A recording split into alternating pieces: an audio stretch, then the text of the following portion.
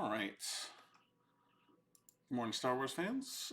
Justin Michelle coming to you here with coverage of the Atlanta, what are we calling it? Southern Supreme Showdown Top 8.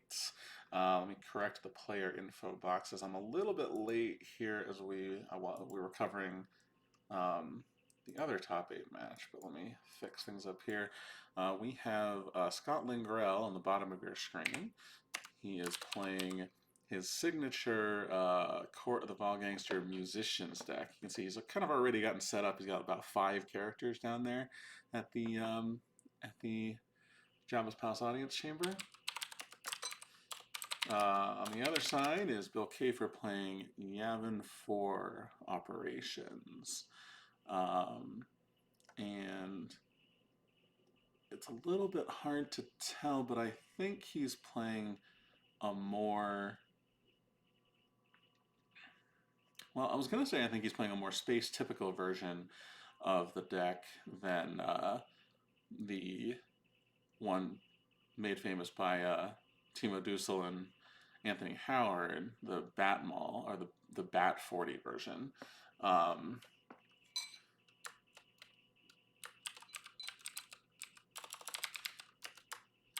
It's a little hard to tell. Jedi Business would be the giveaway card to tell whether that is the case or not.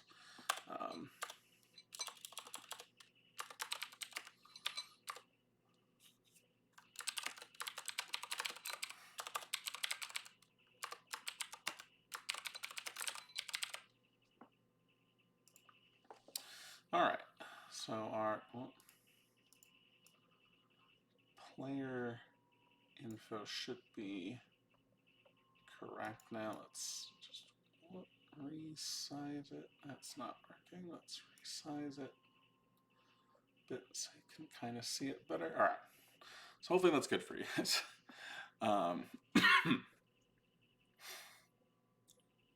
Catch up here. So Bill has played, looks like Luke and Red 5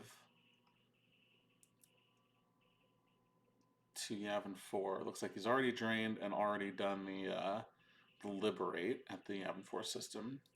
I believe he's got a couple of projections on the Tatooine sites. Looks like he's still due to take a ping of 1 from the court objective.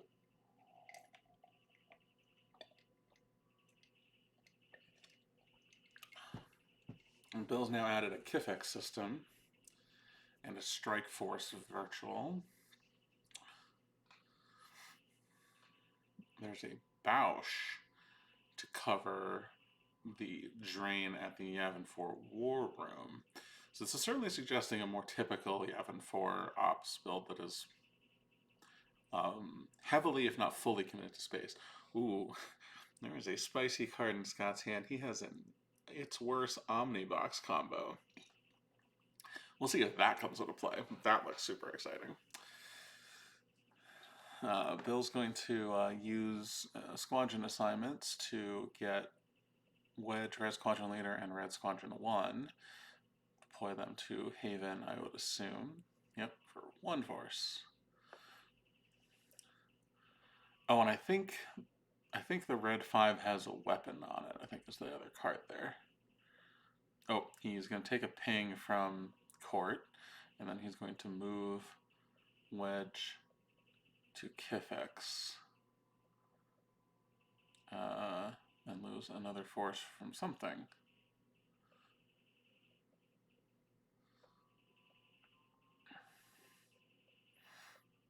Oh, because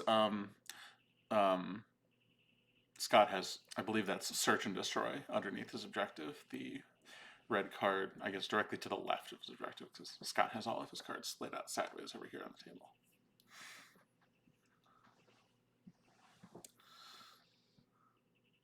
So, even though Bill's doing a good job of limiting the drains on the ground, he's still taking some damage here from Search and Destroy and the Court of the Wild Gangster objective ping, so Plus, I don't know what all of the I don't know what all of the musicians that Scott's playing do, so there's possibly some other nonsense happening here that I am not aware of.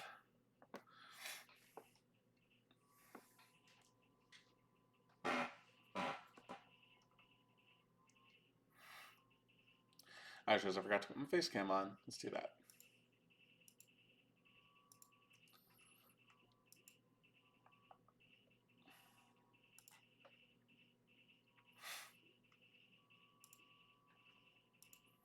There we go.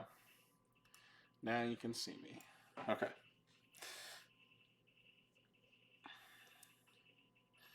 Scott's retrieving one, I'm guessing from Arca. He is going to pay to train one because I would guess Velkantazeri is at the pit, or somebody who's causing increased damage at the pit.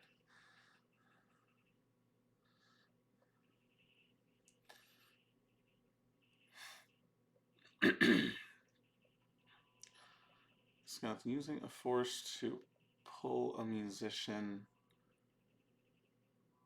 and a force to pull a Rhodian with one of the Rhodian musicians. Can't remember which one. This is a tricky game to stream, you guys. So, oh, it's because Galid is at the audience chamber, so it's increasing the time of drains. That's what's happening. All right, so musician to the dungeon. Scott certainly looks like he's just expecting that Bill does not have any spies to go after him, although he did pull a Greedo, so his risks are pretty minimal. Gets a docking bay out with Court. I think he's probably content to just set up his damage on the ground and just keep doing steady damage to Bill. One tricky thing about this Musician's deck is it does put a lot of cards on the table, which didn't matter yesterday, but in the top 8 for match play does matter. So we'll see how Bill can progress his game plan while also minimizing the cards he puts on table, because the Oven 4 Ops certainly can also put a lot out with all the matching ships and all, but we'll see how much Bill decides to commit to the table for that. Oh, there's a Jyn Erso. That's a card that Scott's probably happy to see lost. And we'll draw a couple cards here.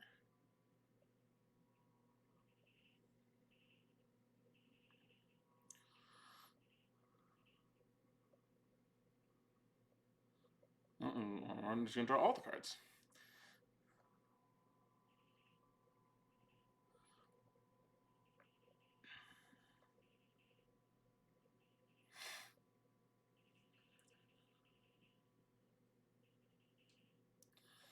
Alright, so Bill's going to pay to do his drain at Kifex and try to liberate, and that looks like a red card, 5, so I believe that does successfully liberate.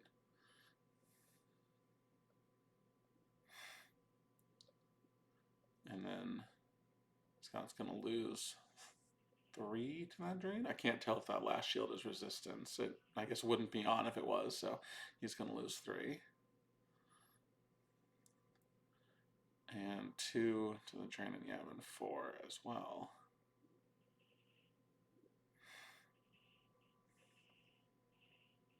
Scott is probably going to need to piece together space at some point here in order to contest this game, because this is just, while he's doing steady damage that he doesn't have to pay for, he is getting out damage by things he is paying for, so, or by things that Bill is paying for. There's a Rebel Artillery that is going to get grabbed.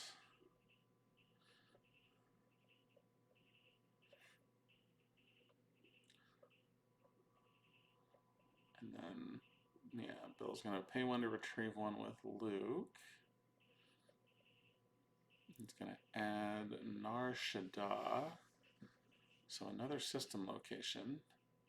I actually don't know about that one, because putting more systems out gives Scott more places to run to. Archivy is out, Janab.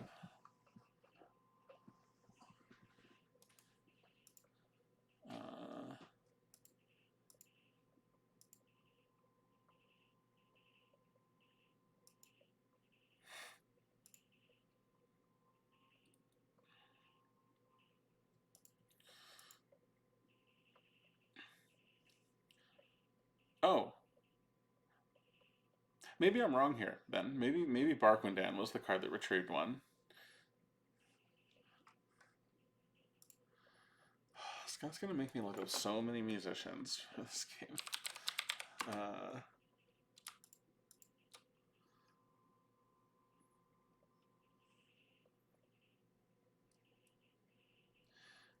Oh. No, I'm pretty sure it was Arca, because he just paid to retrieve one on his turn. He didn't. They didn't do any Destiny draws for wagers or anything, so.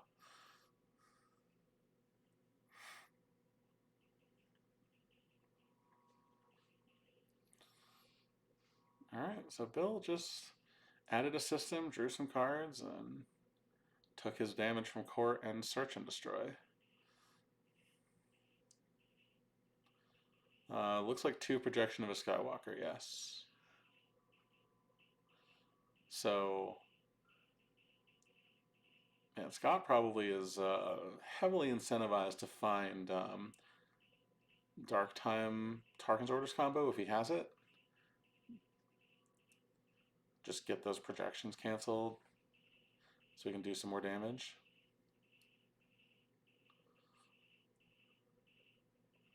I'd be kind of surprised if he isn't playing that card, but it's a matter of finding it.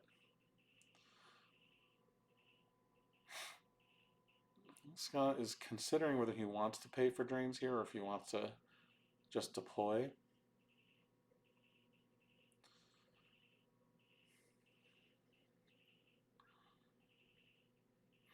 He does have a Maul Sith Infiltrator in hand, so it's a possibility that he can actually get some things going. He needs to find a Maul for that, of course, but he is going to pay to drain for 1. No, he's not going to pay to drain for 1. Oh, because he forgot to actually put 2 cards back into his force spot when he when he played force push. Okay, that makes sense. So then he will pay to drain for 1. He will pay 1 to retrieve 1 with Arca. He will pay 3 for, looks like Maul Sith Infiltrator. I would assume that's Maul. And there's a transmission terminated so that Maul ship cannot cloak. Okay. Now, we do see that Scott does have the he does have the ceasefire, so that even though he can't cloak, he can't get shot down by weapons, because it would stop weapons from firing at all. And then we'll see if Bill has the Chancellor to follow for ceasefire. But certainly Maul doing some work over there, because if that is Tatooine Darth Maul, which it sure looks like it is from the length of the title. Oh man, I apologize. The glare there is going to make it so I can't see those last 2 shields, but it would be a good time for Scott to pull Coward, because as long as Maul is there, Wedge's ability is reduced to 0, so he doesn't occupy the second battleground, which would turn off Bill's retrieval if he has Coward. So, oh, reading transmission terminated.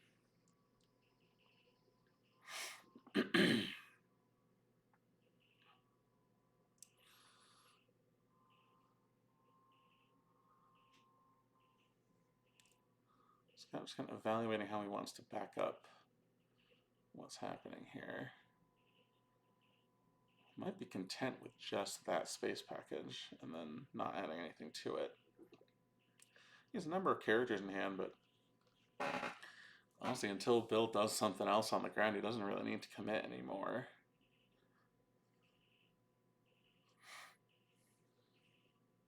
And it's unclear if Bill is even able to commit characters to the ground in a meaningful way.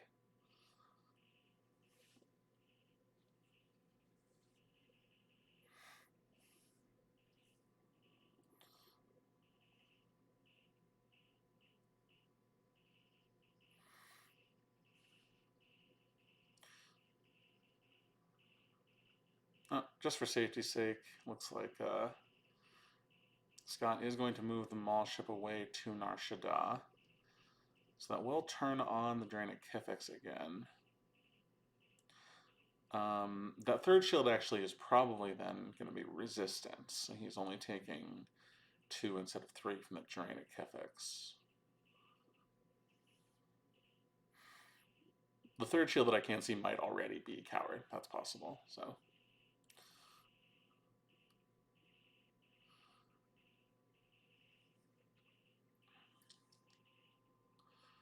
Will activates. He's going to drain for 2. We'll see if it's 2 or 3, which will tell us whether Scott pulled resistance or not. He's just going to lose from the top. Red card, red card. That's it. I think that last one's a sense. And on a drain for 2. Now you have 4 for this. Scott looks like he's preparing to lose a card from it. No, let's just lose off the top. Red card, red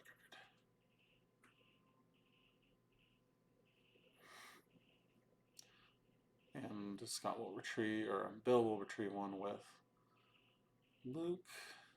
He's going to try to get Poe out with BB-8. He does do so. We'll see where he deploys him. I would guess to Haven.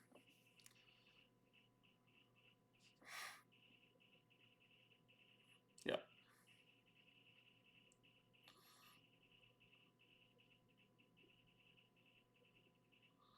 Now he's going to lose to Court. And he's going to move Luke in front of Maul, which makes a lot of sense. Ooh, we do see Scott has a Z4, Zuckuss and Forlom and Miss Hunter in hand. Alright, and then Luke is, or he's going to pay to retrieve with his objective, Bill is.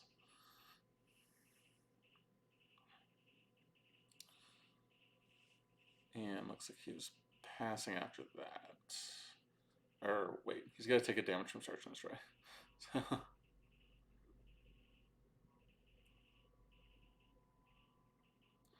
And Scott is recycling some kind of use interrupt.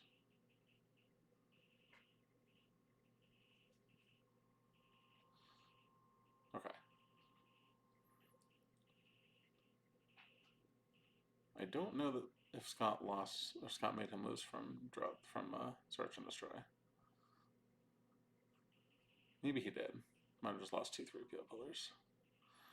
So Scott's gonna look at his reserve and show it to Bill, but not to us.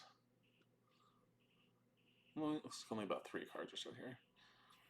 So he's gonna get free drains now. Gonna retrieve 1. And I think he's wagering now with Barkman Man.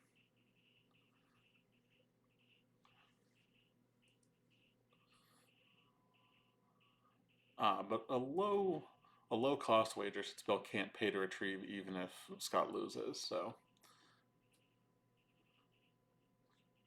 with no force saved.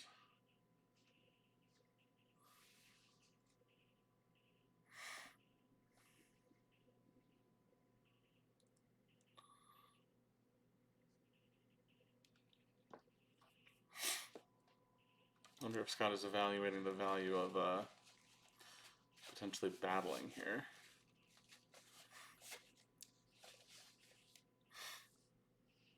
There's a Lady Proxima in his hand as well.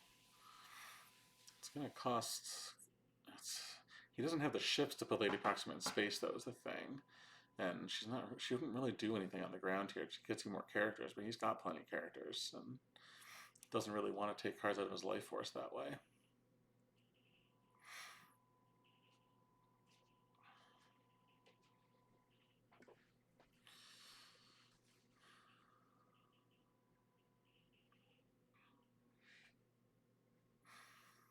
I think the Zuckuss and Miss Hunter is probably...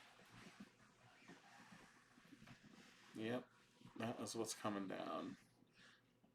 I don't know if Scott's paid for it yet, but he's going to go in front of Wedge with Zuckuss in the center. Oh, I think he has.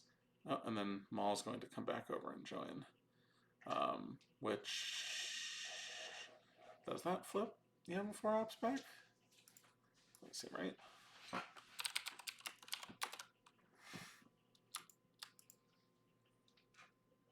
If you do not occupy 2 battlegrounds. Yeah, no, that shouldn't flip back, because he still occupies 2 battlegrounds.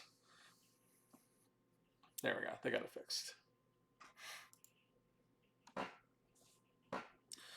Alright, and then we got a ping from Search and Destroy, and Scott will pass the turn and activate one with Power of the Hut. I believe his last starting effect there is Lingok War Beast to prevent his musicians from being killed in battle, which doesn't unfortunately seem like it's going to matter here.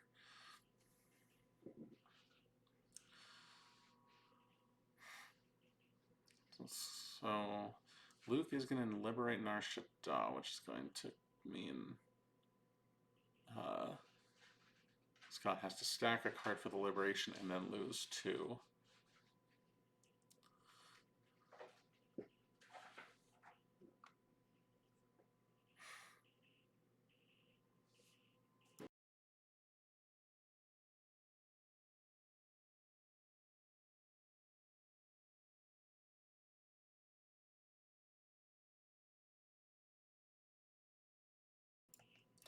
Sorry, I had to blow my nose for a second there.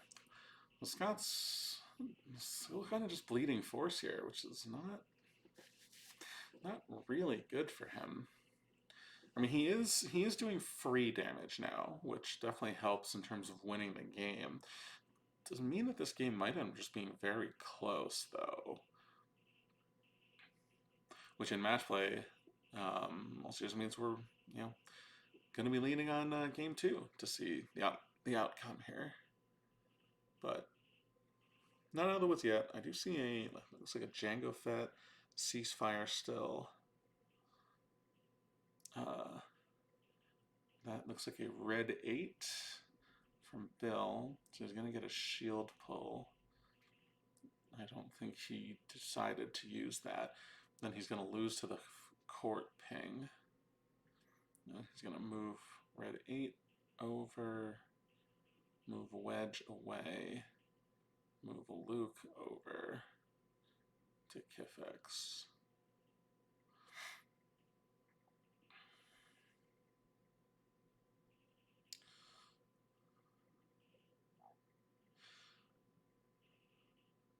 And he's going to retrieve one with his objective, lose it again to draw their fire, or to search and destroy.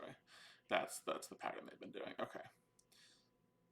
So now I kind of feel like Scott might want to just put Maul's ship in front of Poe. Because I think the only other ability for character that Bill is likely to be playing is a Ray.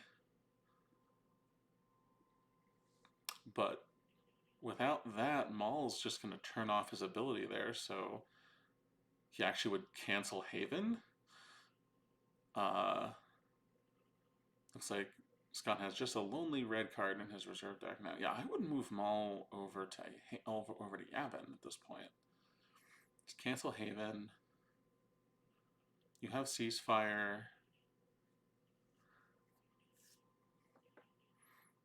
He's going to add Jango Fett as a pilot on Maul's ship. I don't think that does much of anything, but...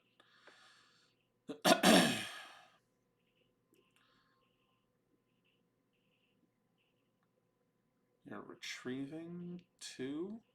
Not sure what from.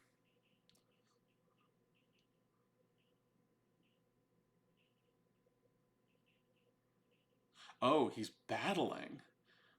Okay. Okay, and then Bill's playing organized attack. Got it. Did Scott play his ceasefire? He really doesn't want to get a ship shot here, but I don't know that he's played it. No, it's still in his hand. So, looks like Bill's going to try to shoot. The organized attack means this battle's mostly retrieving too. It's not actually like getting anything back from it. That is a visor division, so I believe that misses both ships. Alright, and Scott draws 5 against 5. Okay, so Jango Fett does do something. Jango Fett covers the attrition, so.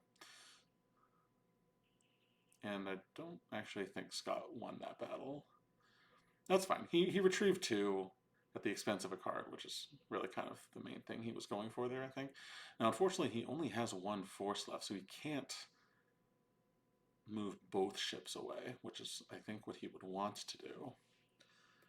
He's going to move Zuckuss and then Cloak Maul. So he is only going to take 1 drain this turn, which is good. Although he effectively already took the drain or 2 by cloaking, so. Alright, then he is going to cause a search and destroy ping, so.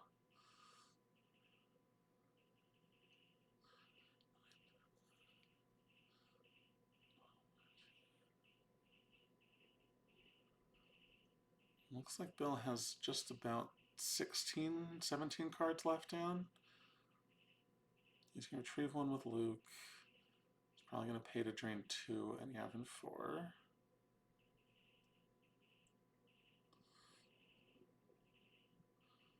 Scott's going to lose a character and a card off the top.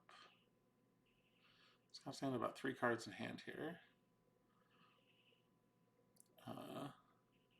4 cards, so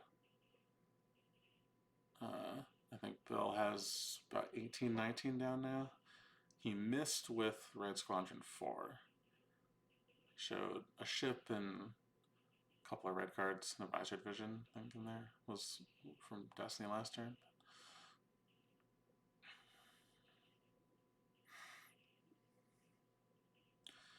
Probably just evaluating his ability to attack Zuckuss. Although failing his match, I wonder if he has another ship to add here.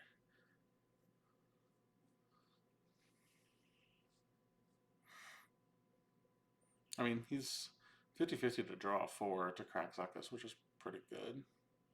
So he might just do it anyway. He's going to take his ping from Court with like 11, 13 force active, or no, 10 force active now probably. No, he's just going to move. So red 8 is going to go to Nar Shaddaa.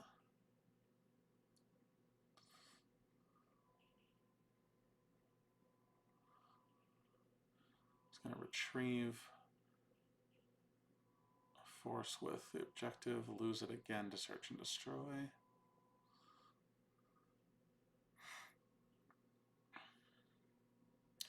Alright, he's going to draw some cards.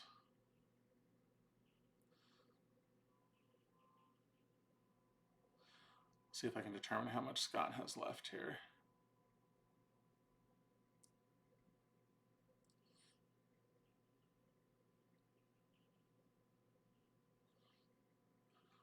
I just want to see the card that was retrieved with Luke. Top card, I believe, is an All Wings combo there.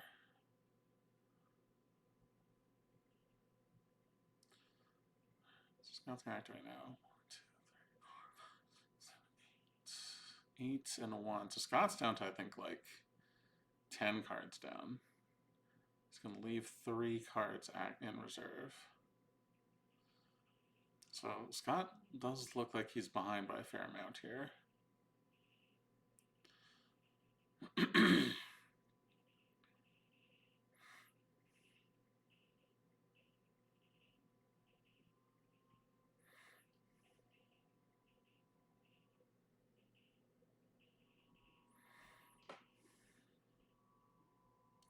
It's a Gick and an Ellis and a ceasefire in hand.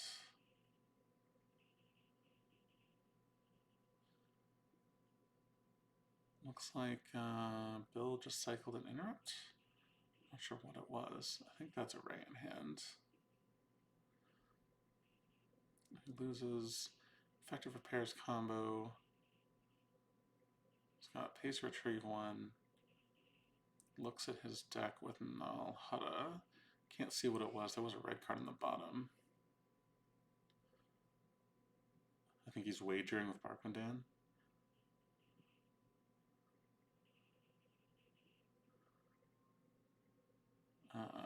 Can't tell who won that.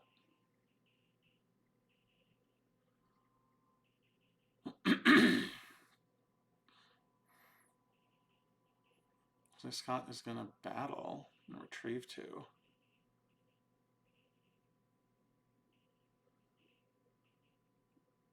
That goes 5 to 5. So it'll take out both Zuckuss and Wedge.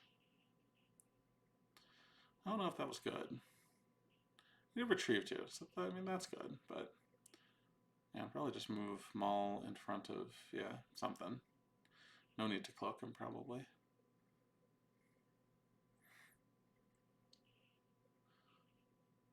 Alright, and Bill's going to use his walk line once per game to retrieve Wedge.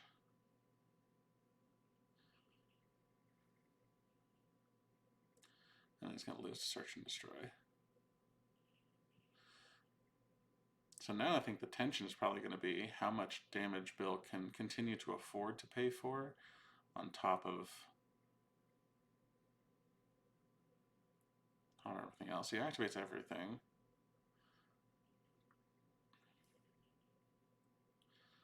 So if Scott can outlast Bill to the point where Bill can no longer pay for his damage,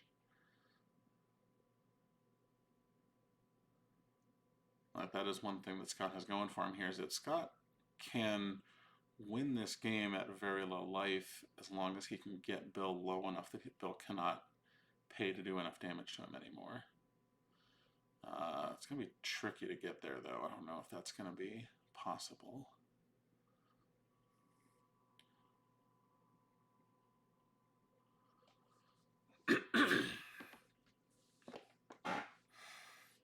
We'll see what Bill does. I mean, assume Bill's going to move Luke in front of Maul again.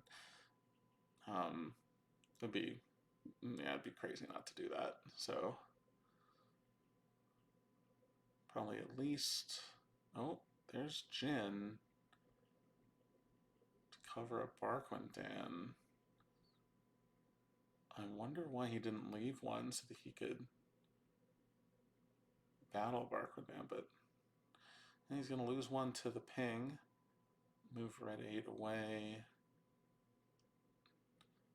to Null Hutta. Move Luke over.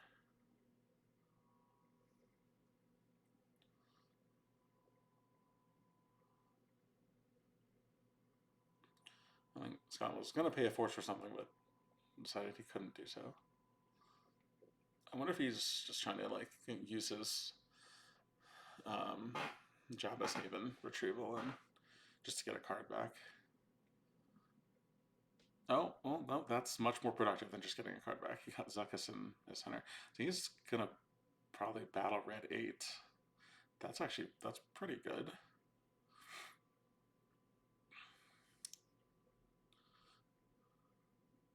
Bill only has 3 cards in hand now, so it's going to cause his drain of 1.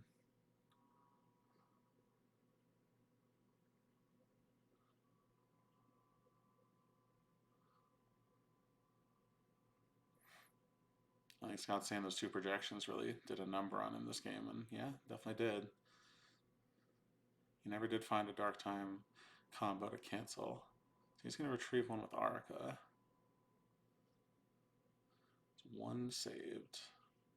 So Zuckuss in my center. Or Z4, I should say. And then battle, retrieve 2. That's actually really powerful, getting to retrieve 2 there. Alright, then he just draws his Destiny, which doesn't really matter what it is. We'll kill Red Squadron 1. And so Bill's going to prevent the cloak again. I don't think that matters, because I think he's just going to move in front of Yavin 4 now. Yeah, that should cancel Haven, which unfortunately cancels it to the use pile, which is not exactly what Scott wants. He would rather not put a card back in Bill's life force, but it is what it is. And he's only taking one drain from Bill this turn, so Scott's done a really good job of keeping this damage from stacking up too much. And he's effectively canceled the damage out by being able to battle.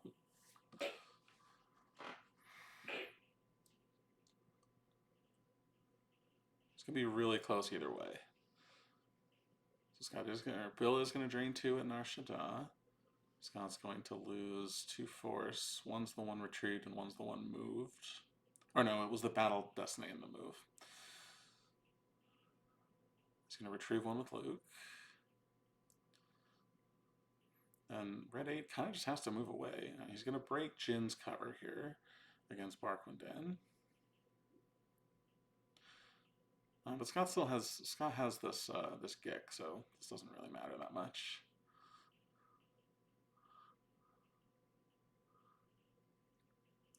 If anything, he's like kind of baiting Bill into using force here. Bill does have to lose to Court even though Jin's out because she's not at a battleground. Battle draws a 5 or something, and then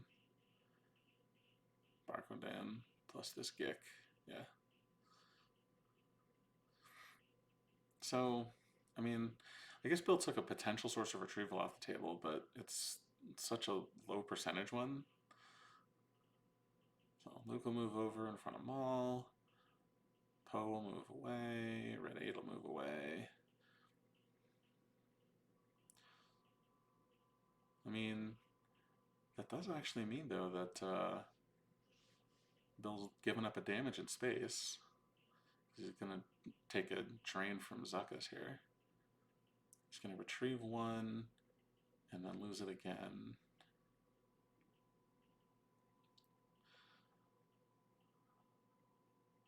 And draw some cards, so Scott's still hanging in there.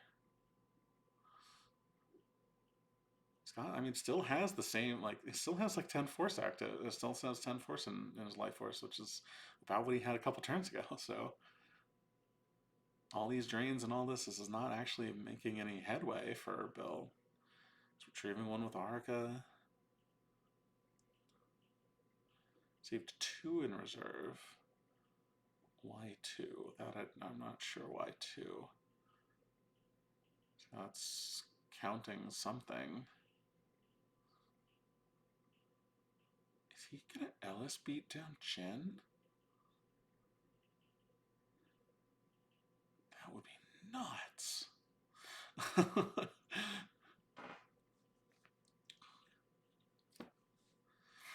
I guess you do have to be worried about Bausch now, because you don't have your Gick. Oh, yeah, he's gonna Ellis.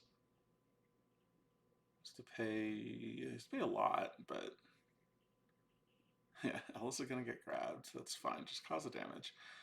And then battle, no retrieval, because he had to pay too much for that, and he has to move them all away, so he can't spend. And he only has 1 force left anyway, but.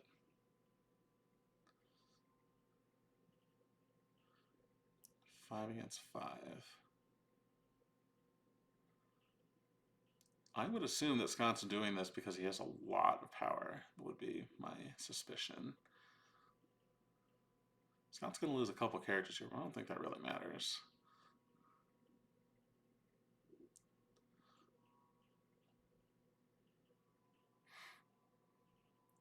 Can move Galid back over.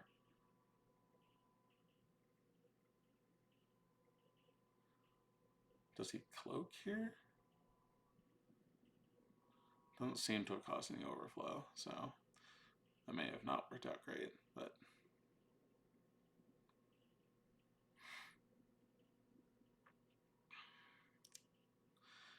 He has to move Galid back over for damage, so he maybe has to cloak, yeah. I think he has to cloak Maul. And unfortunately, he had to pay too much for that Ellis. He can't move Zuckuss over to block the drains, which that could be a real problem.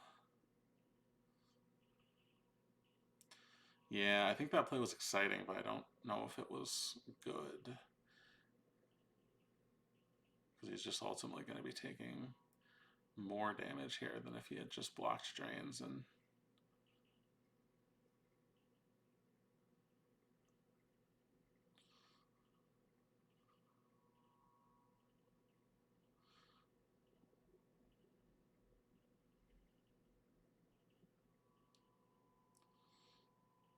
Oh, Bill does have a ray.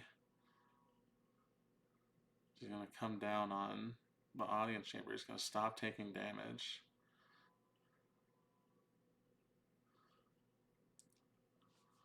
Not sure what they're talking about now, but I think Ray... Wait. Oh, he doesn't take Surgeon Destroy damage either. Cool. That's... That Ray was big. So we'll see what Scott can do about it now. He's activating everything. Gonna do a drain. And retrieve one with Arca.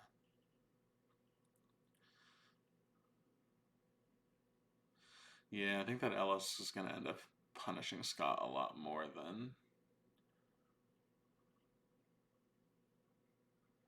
Alright, then he's just gonna move a bunch of stuff around and pass. Yeah, but now, like, so much of his damage is turned off. He draws a card, activate one. I mean, Ray's in not a great spot, but now she can move over to the pit and kill Arca if there's a battle, which Scott might want to do anyway. Just retrieve 2, but retrieve 2, turn his damage back on. That's not nothing. So Scott does only take 2 damage and drains here. He's gonna take the retrieval though, which is big, and then move his ships around. He's gonna spend Strike Force to retrieve a ship. Shred Squadron 1. He did retrieve Wedge earlier, so there's a possibility of those 2 coming down, but seems unlikely at this point. And moves Ray away. Moves Luke in front of Maul. Moves Red 8 back to Yavin. Nope. Moves Poe to Red 8.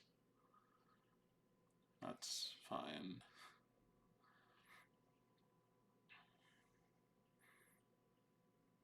The group's actually not that threatening. He's going to pay to retrieve now, and it does not have to lose it. So did just get to retrieve a 5.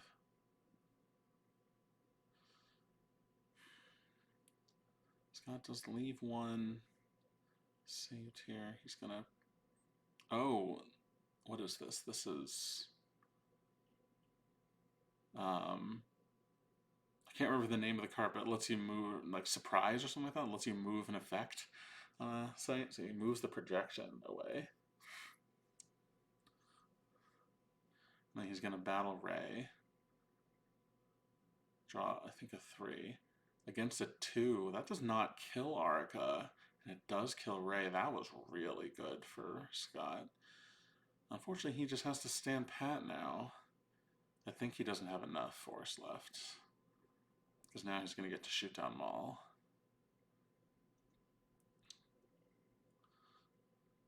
I think he's only got like 4 left, yeah, so... So pay when I retrieve... He probably just battles Maul, yeah.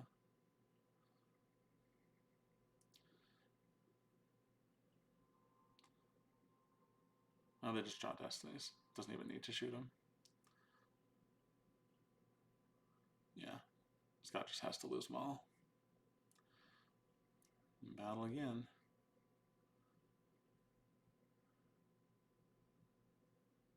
It's a 3 against a 5, though, so that's pretty good. That's 10 force, that's 10 power for Scott, and I think it might be 11. Oh no, it's like 13 for Bill. Because of KFX, yeah.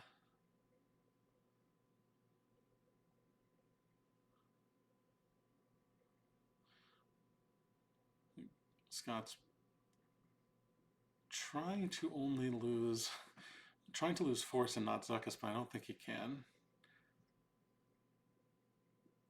I'm not sure what happened there. Yeah, he has to just lose Zuckuss. He's outpowered by too much and doesn't have enough left.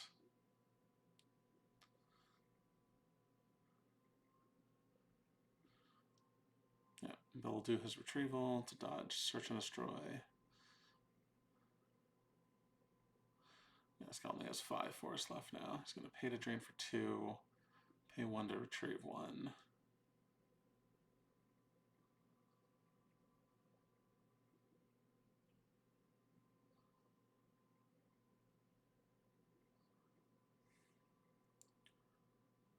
And pass, I think. And just draw, sure.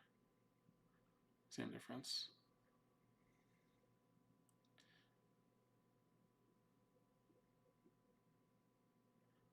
Yeah.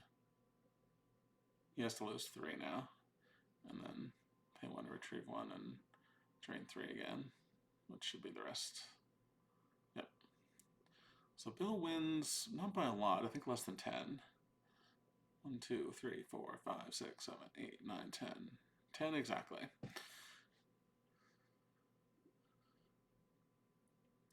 So deficit of 10, definitely surmountable.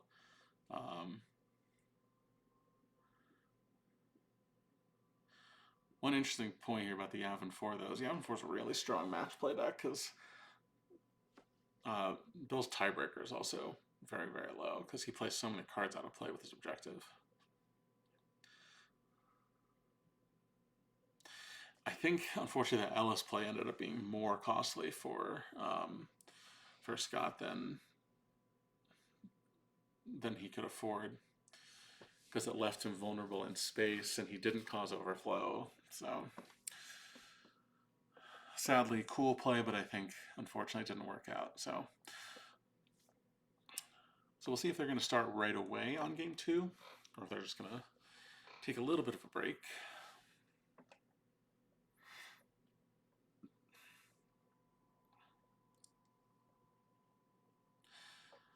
Unfortunately, the Musician's deck, I think, a little better when your opponent is interacting with you and stuff, so.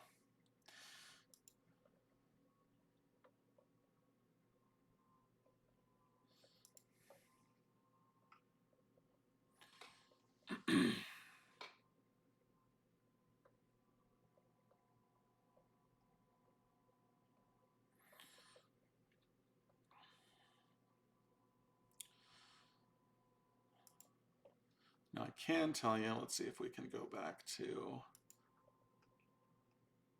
if I can pull up the archetype breakdowns. So the flip side of this is also probably not going to, there's probably not going to be a ton of interaction here either. I can save it until they actually come out, but the Scott's Court Musician deck, probably the most unique deck in the field would be my suspicion. For the top 8 at least. I mean, I don't know. Most unique is not really a useful thing to say about a patch of 16 decks, but certainly the most unusual. Even if you could say you'd expect it from Scott, it's still certainly unusual. I think these other 2 decks are probably a little more typical, although Scott could be doing a number of different things with this. So I think they are going to be taking just a short break here. I think they're talking about something. All right, so I'm going to step away for a second until they come back. So if y'all just want to stay tuned here, we'll be covering the game 2 of this as soon as they return. I'll put my break screen up here in a second as soon as I edit it.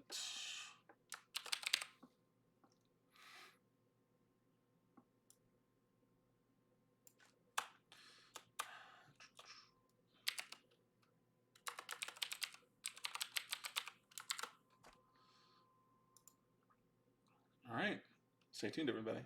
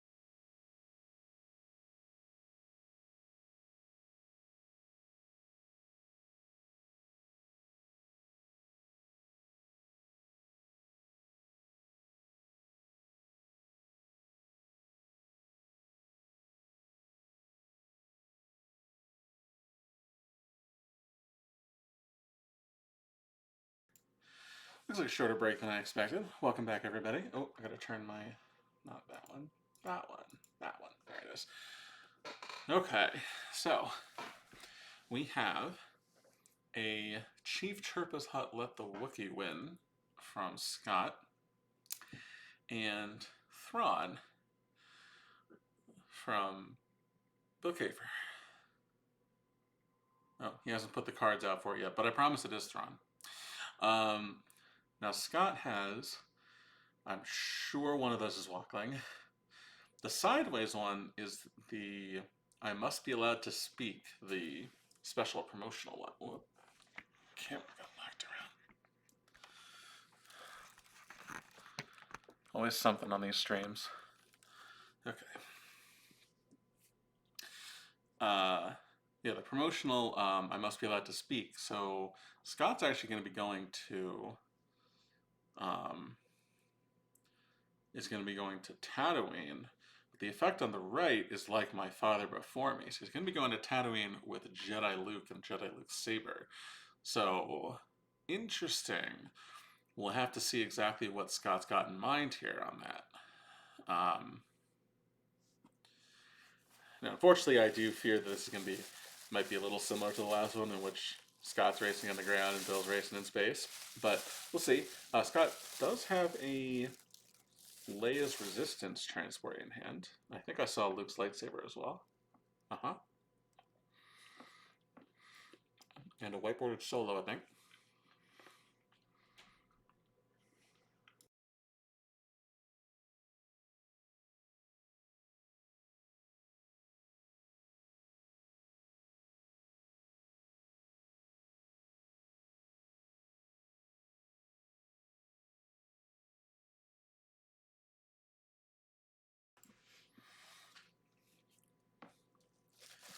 I can't see Bill's starting attacks. One of them is Endor Shield, which is completely typical for Thrawn.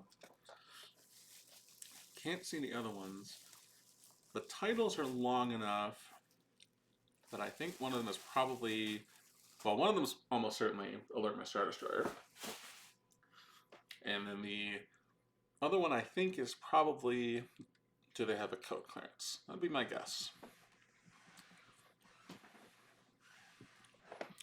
So Bill is going to pull Grand Admiral Thrawn with Endor Shield.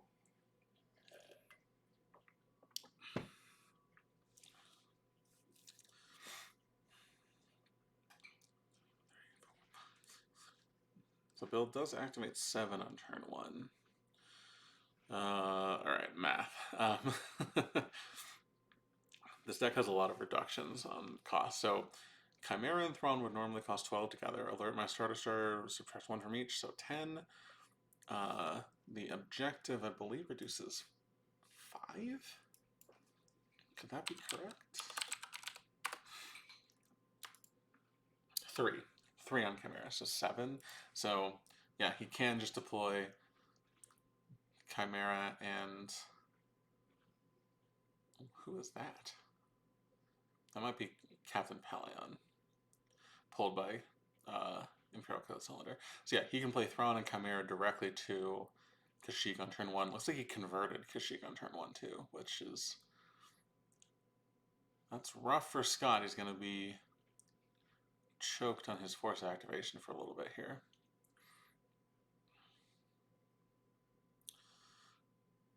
And Bill uses his other Endor Shield pull to get Admiral Ozzel out.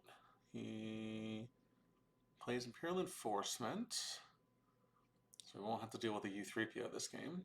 And he is not going to deploy his other battleground. He's just going to pass from there. It's a pretty good first turn for Bill.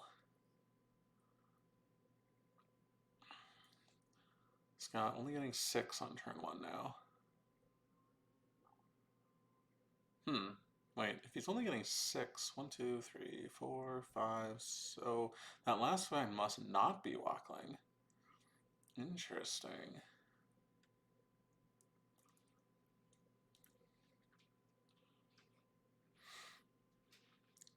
So Scott is pulling the farm.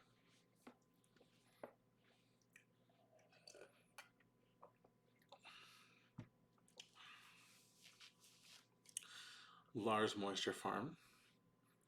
I guess you in theory could pull non-unique farm, but I don't know why you would do that. Let's see some Whises, a 3PO, Jin, a lot of red cards, a lot of Lukes. Alright, so the BB9 or BB8, I think. Alright. I'm interested to see what's going on there. Scott going right away with his Leia's Resistance Transport, pulls his Ray, goes to Lothal. A little risky going to space right away against Thrawn, because he does still get the discounted Star Destroyers and all of that stuff. So, all right, he's going to get a useful. Oh, he activated 7. Okay, that makes sense then. I must have miscounted. So Scott getting his use pile pull, and then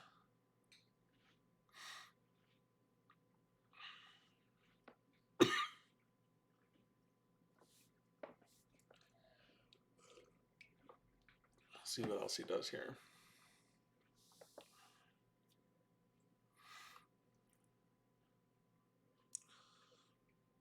Just draws cards.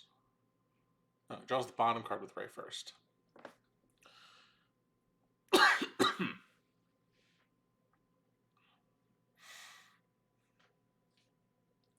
Alright, Scott said it's time for some shields.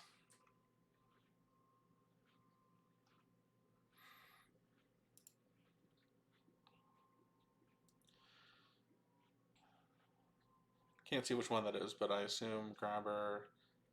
I would probably assume Battle Plan as well. Definitely don't want to let Thrawn just drain for free. That would be very bad.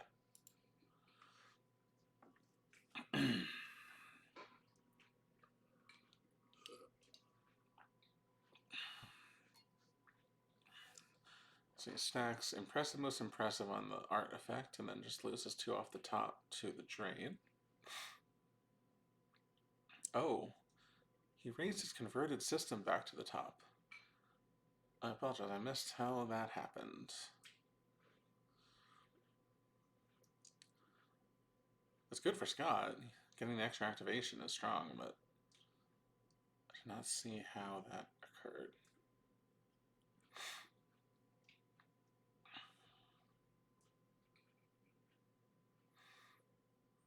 Alright, so Bill missed something on his pull, probably a system or a Lothal site. Yeah, don't see one. Did see an Emperor shuttle in there, though.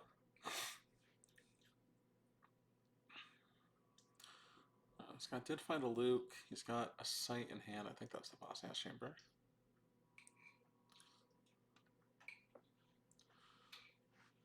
Scott's going to pull Governor Price to the Lothal site. Scott has a Sense in hand as well. Sense, Solo.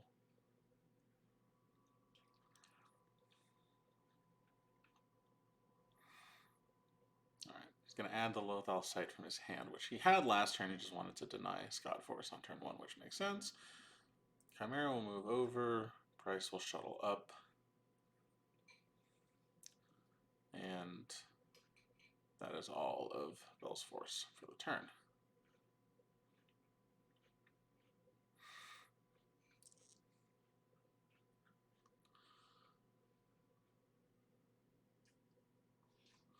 Alright, Scott will draw the bottom card with Ray.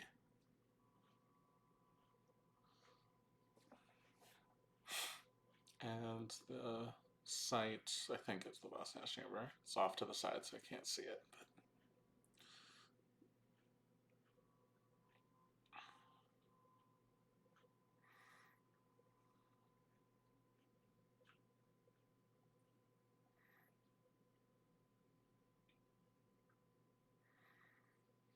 paying 3, 4, 5. No, that's supposed to be 6. Yeah, there's Luke to the farm. He's going to get a use ball pull. I see a barrier. I think barrier is the pick. There's also a sorry about the mess combo. He's got some value he wants to do with the rest of the turn as well. Yeah, I think barrier is the pick there. Which, yeah, I mean, you definitely want to protect your space presence, so I like that play. He's going to use Like My Father Before Me. He's going to find the lightsaber.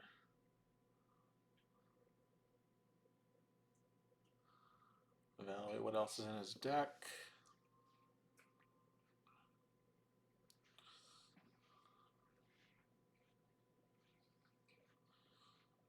Pay 4. Add Solo to the Leia's Resistance Transport.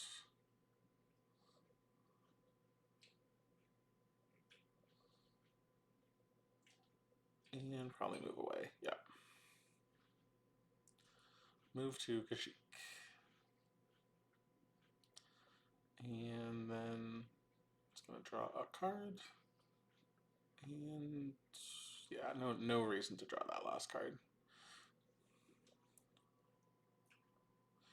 You can always draw it with Rey on Bill's turn if you really want to, but no need to draw it now. Bill is going to drain again. He's going to lose, looks like Skywalkers. Good idea, trying to lose only the highest Destiny cards. He's only going to lose 1 to the drain because that's how Lothal works. And then he's going to flip his objective. He's going to pick up a card with price. So getting that engine going early is pretty strong. And unlike, say, a Hitco deck, Scott does have access to Rey and Solo here, which is strong, but the farm is a much more vulnerable site than like the Endor landing site, or the Endor Ewok Village, and the Death Star 2 sites in Hitco are. So it looks like Bill's just going to pull activation. He's going to get the Blockade Flagship Bridge with price, and then it's going to use the objective to pull Kessel.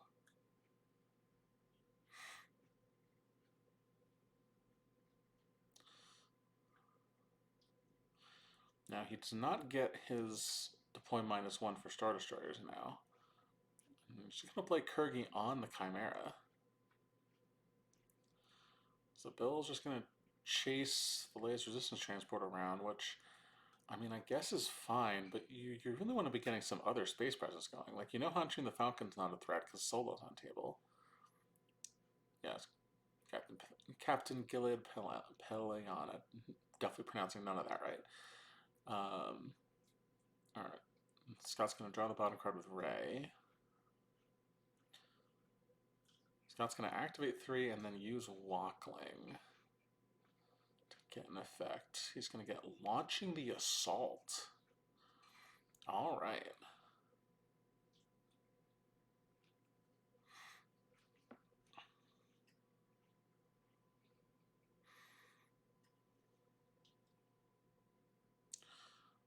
Scott activating 15 now.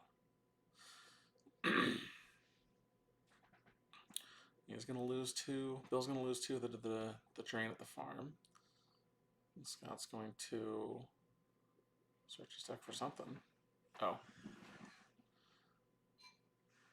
I'm not sure what he was searching his deck with there. But he is going to get home 1 out of his deck because he's going to play Launching the Assault and then use it to pull home 1. So presumably an Admiral Akbar in there somewhere too. I don't know what he searched with.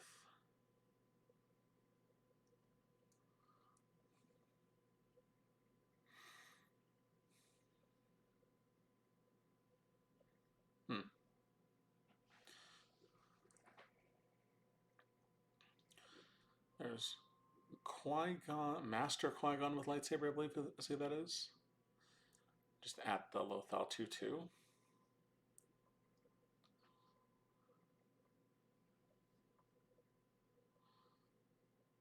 Alright, Scott has to find his Admiral Akbar to complete setting up his space package.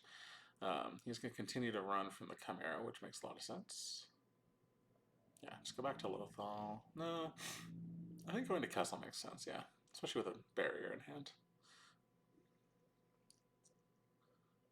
if he chases you, it's just a drain 1. So you probably just bounce between Kessel and Lothal now and don't let him sit at Kashyyyk.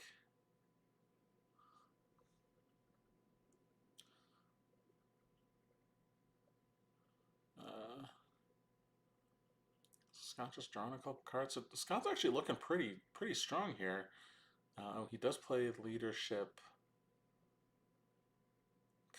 So he probably reset his system with leadership combo to raise your converted location. Then he played it again to get Akbar. It does get grabbed, but that's probably okay for Scott. I kind of imagine he doesn't have. Maybe he does, but I kind of imagine he doesn't have a lot of generals, and then he's just going to be trying to keep home 1 away from battle anyway. So having your leadership grab is not probably a huge deal. So he's going to drain again. Scott's going to lose off the top, and it is. Is it a Grimtosh? I think that's a Grimtosh. Alright, and then Scott's going to use It Could Be Worse to not take any damage from that drain.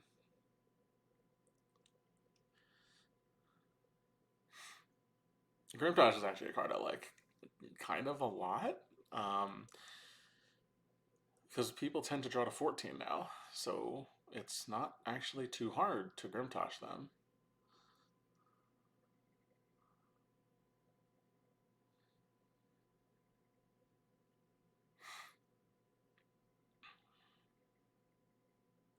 But looks like that we won't be seeing that from Scott today, unless he's really next leveling and has 2 Grimtosh.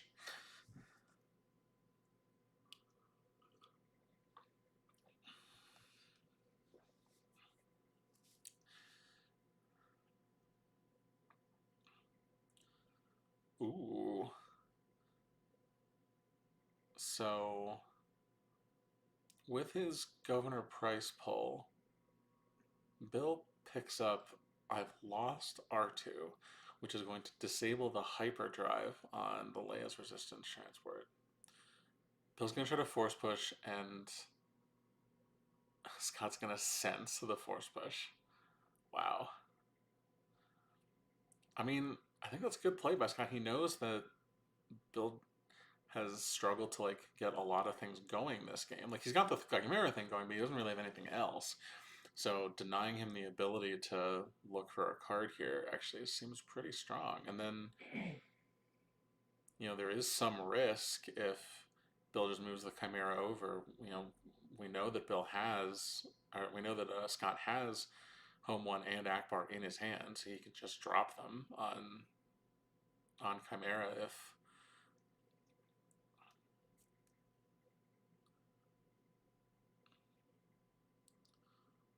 Okay. Yeah, Bill had to draw greater than, I think, 1 there, so he did do that.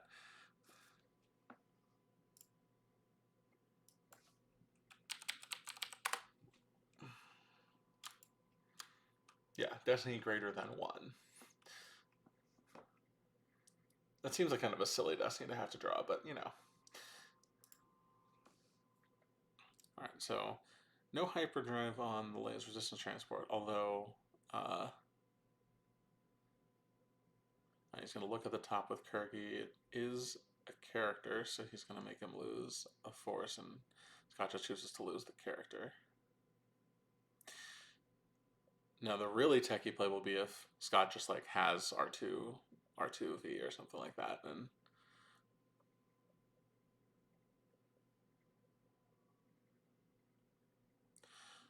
Scott's reconsidering whether he wants to lose the character or if he just wants to lose off. He only has to lose off force; doesn't have to lose the character. So he's gonna choose to lose the character.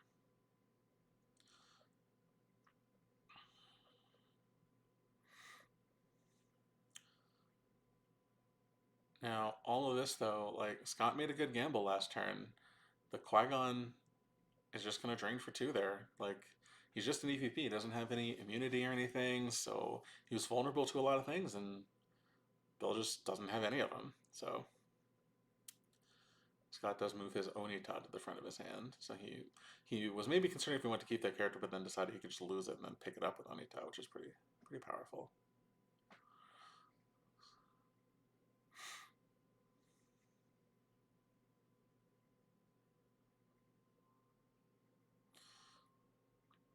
Now, the tricky part about battling here is that Scott just has Bill just has a million forfeit on the Chimera. So, like, even though you could draw 2 destinies, um, or maybe even 3, right, with Akbar, and yeah, with Akbar and whatever, you'll draw 3.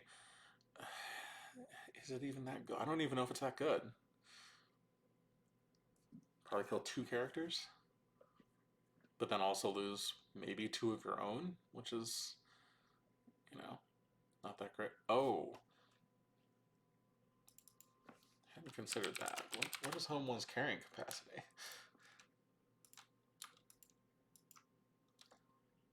Can only carry starfighters, so you can't just pick up the whole layers resistance transport because there's a capital ship.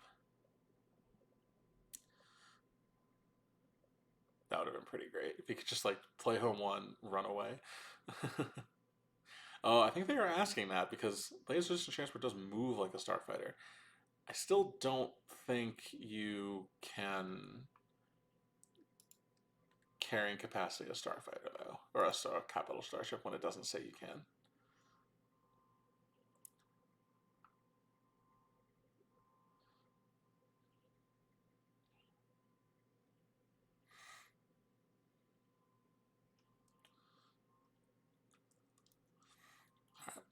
So I think they got their answer. Scott is going to play Home One here.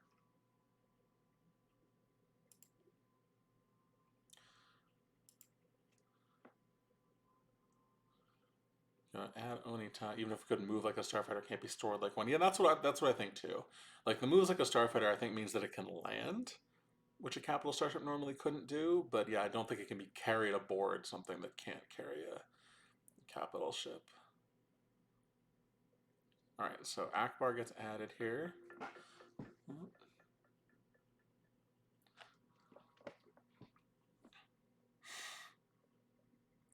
Onita to pick somebody up. I didn't see who. The character he lost last turn, but oh, maybe it was 3PO because there's somebody deployed over there on a non-battleground site. I would assume it's 3PO. Looks like we're counting up power, or maybe forfeit. No, probably power because he didn't like the price. I think Scott's evaluating whether this battle is good for him, which it might be. I do think if you're Scott, you want an answer to command here before you feel comfortable attacking, because getting commanded so that you only get 1 destiny would be really bad.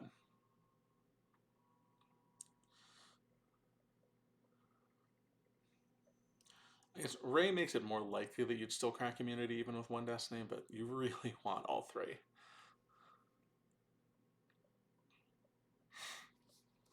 And one would assume with a deck like this that there's multiple Lukes and stuff that you're Destiny would be pretty good. Although, now that I'm looking at the art there, I think it's actually Admiral Akbar over there on the non-battleground. And I think that non-battleground might be the War Room. To make Home One a lot cheaper. Because he has so much force left after playing Home One. Yeah, I think it must be the War Room. And then he added some other character up there. Who I can't tell who it is. It's a whiteboarded character, but I don't know who. It could be Cassian Andor. Which would be quite strong. It doesn't mean that you don't want to battle here, though, because you want to move Akbar to the bridge. Yeah. Oh, it's Hera. Okay. Oh, and you're going to ship dock and just run away. Okay. Now, you are committing to stacking another card when he wins the battle that he's certainly going to do, and using your Hujix here, but Scott probably thinks that that's fine, because he would stack a card anyway from moving away. Because he would stack a card from the drain, so...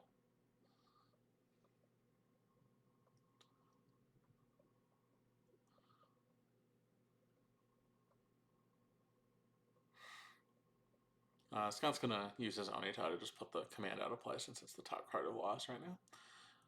Makes sense.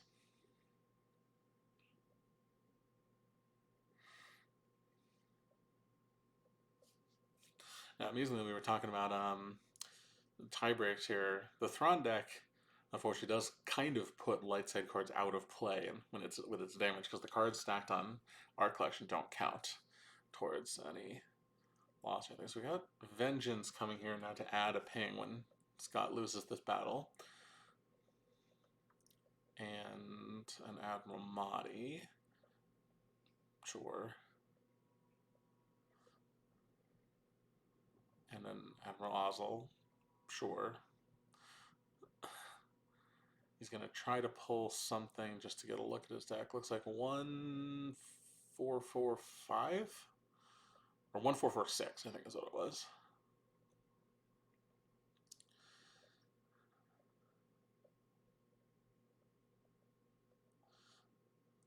I think Scott has another Leia's Resistance Transport in hand too. I don't know if that matters because Rey's on table already, and I don't know that he has another character he wants to pull with it, but he could pull like a Holdo. That wouldn't be crazy. Because Holdo can stand in front of this, like, in theory, Holdo could stand in front of this battle and then just use her play once per game Holdo bomb ability and just get out of the battle. Yeah, so he's just going to battle in.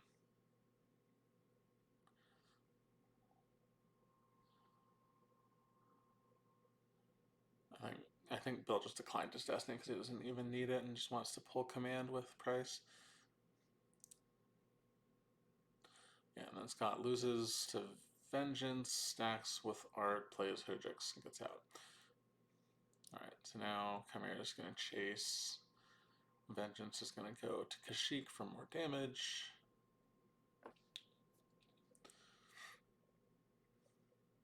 Gonna peek with Kurgi and miss. Scott's going to draw the bottom card with Rey while Bill is in his draw phase. Bill is going to take 4 more damage on the ground here. Committed a lot more to space, but I don't even know how valuable it was. Like, he caused 1 more damage, I guess. 1 more damage? 2 more damage. Can't remember what the Vengeance ping is. Vengeance causes 1 force loss. So he caused 1 more damage, but he spent a lot of force to do it. Now, he is presenting 2 more damage next turn at Kashyyyk, so that's something. But I mean, I don't know that I don't know that just leaving Qui-Gon to do a bunch of damage alone here was. I don't know, that might make things tricky for Bill going forward here. He did take more damage than he maybe needed to, so we'll see. He might have not yet assembled his ground package yet though, so that's also possible. Plays the grappling hook. Scott does. Extra grabber for something like command or whatever.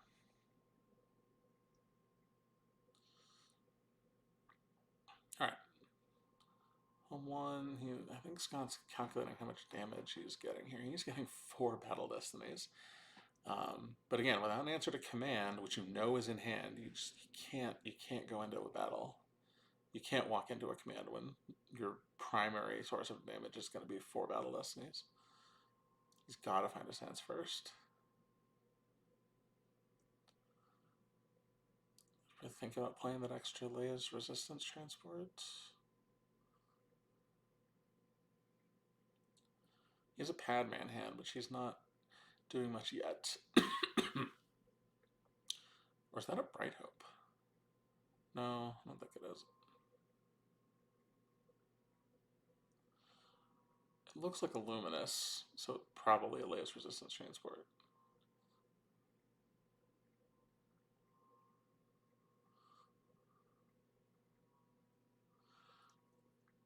So we think he plays like Leia's Resistance Transport, puts Rey and Solo back aboard it, moves that to Kashyyyk, moves home 1 to moves that to Kesselin, moves home 1 to Kashyyyk. No, he's just going to play Padme to the ground to threaten more damage. What if he's going to move her into the non-battleground with a 2-0? I probably would. Just get more damage that way. Yeah.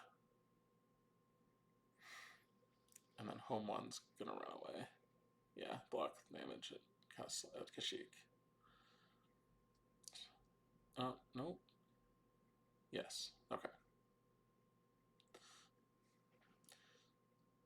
Alright, and then Scott's going to draw some. He's got to look for some more things. He doesn't have much in hand right now, so. And Bill's only going to be doing 2 damage here. So we're going to cycle a Wisa, see some characters, and a red card. A little dangerous to Kirgi there, but not much you can do about it. Oh, looks like he found a Lando.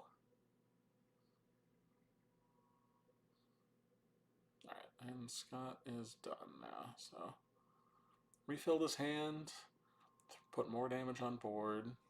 Like a pretty solid turn. We'll see how Bill responds to it. Looks like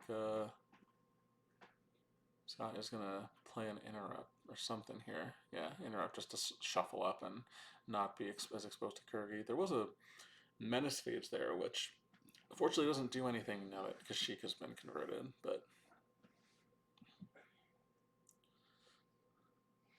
an interesting card nonetheless.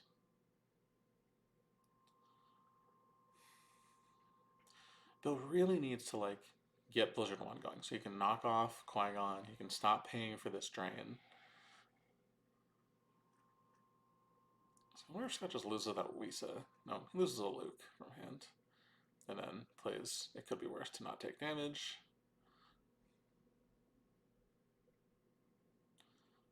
And finding a 3PO to set up the full loop on that would be really good. So Tarkin's orders to cancel It Could Be Worse. Okay, and then Scott's going to grab that. Grappling hook. I think he paid for that and doesn't need to, but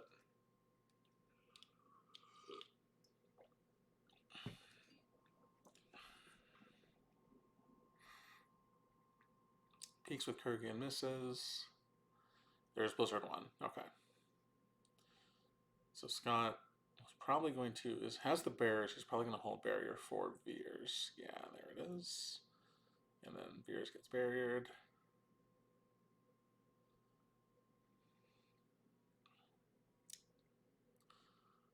So now we'll see if Scott can crack Veers from there, which is difficult to do. So, alright, Price will shuttle down and get in Blizzard 1. And then Chimera will swap with Vengeance. That makes sense.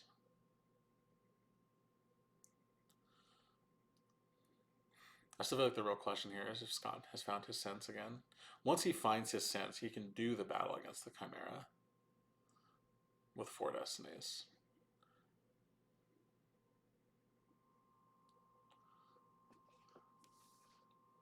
Home one's like immune less than 12, I think. Although he can just put the Grim Touch back to cancel the immunity.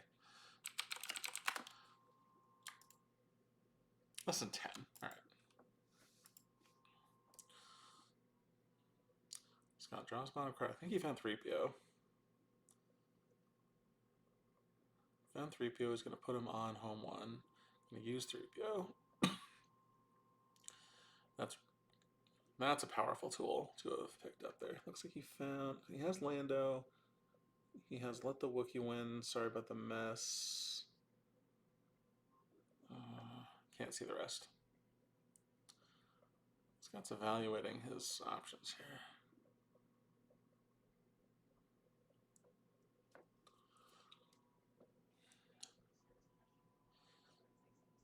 Now, one thing you could do if your Destiny is good enough is you could play Lando on the ground against Veers and battle to bait the command. Because he really can't play the command here. Because if he does, then he can't play it in space because it's unique. Plus, you'd grab it anyway.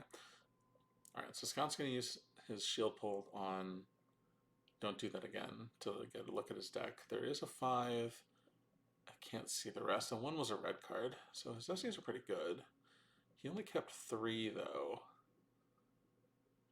so he can't battle in space.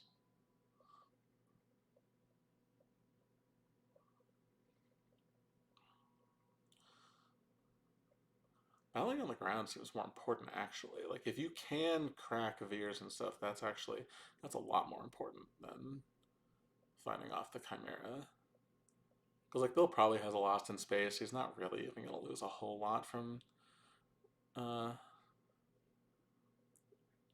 from a battle up there anyway.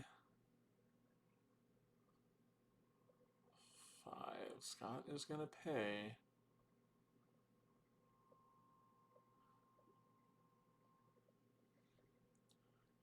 8-5, probably for, it's got to be for Lando. Let's just figure out where wants to put him. No, let's reconsidering that.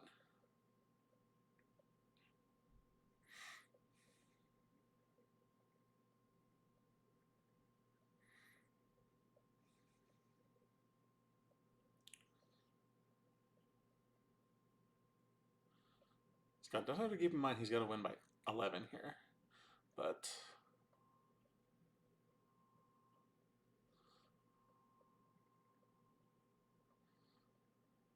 primarily Scott just has to win this game, which is the primary thought focus here right now. What is that card?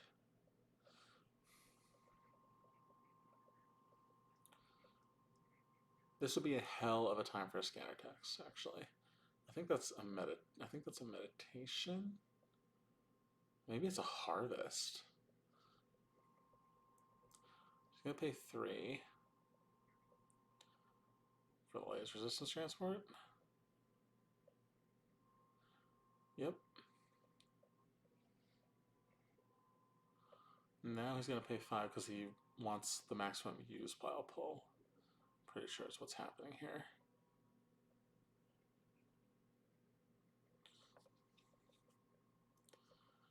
Oh, nope. He's gonna add Lando over there and put a card back with Luke. With Like My Father Before Me, rather. He's gonna battle in space. He only has 3 destinies though, and he's due to draw 4. I feel like I would have just saved 4 then, if this was your plan.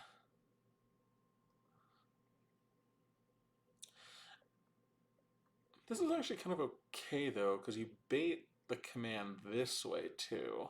And the command is actually more damaging on the ground than it is. Yeah, he's going to play the command. Command's going to get grabbed. Bill opted apparently not to use his art cards. What is that? Oh, he's going to leadership back to... Okay. Wait. That means that there's no force left now for Lando. Leadership to limit. Ooh, it's 3-1. That is really not what Bill wanted to have happen there.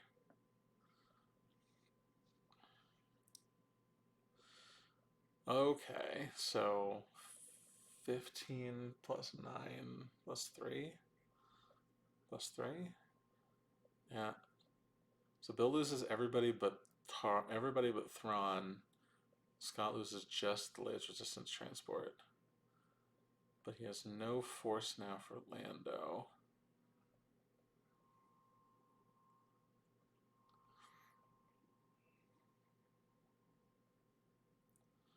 Yeah, that was weird. I mean, I guess he had to anticipate that Bill might draw a better destiny than a 1. So he had to commit the laser resistance transport. And I guess he saved 3 expecting he was going to get commanded. So I guess that's fine, but... Yeah, it's a little weird to have played the Lando knowing that you were not going to be able to pay for it. He is going to lose 2 to recycle the Lando. Alright. A little bit weird.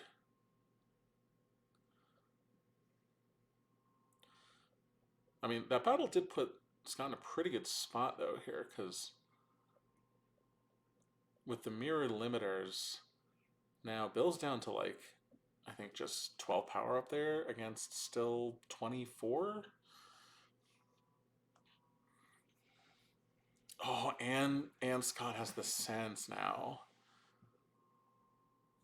So this is kind of baiting. Like if Bill thinks that he can just go for another battle and he's just going to get blown out by sense, that's crazy. Okay. All right. So Bill's not going to go for that. He's going to just add Krennic to the ground here and a Blizzard 4. So he's planning on overflowing Qui-Gon. Yeah, he's going to put Wisa back to get 3 more power. 4 and 1 against 5. Alright, well, that's okay. What is this? 22.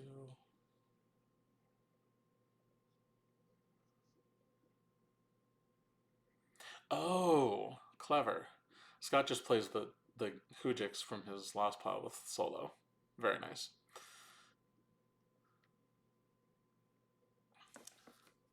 I was like, why is he looking through his last pile? He can't do that. I was like, oh, okay, good. Solo, right. Alright, so now Bill's got to figure out what he's going to do with the Chimera, because you definitely can't just leave him there.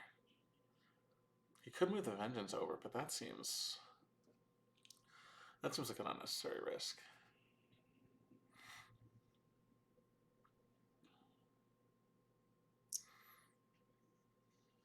I feel like running with the Chimera makes more sense.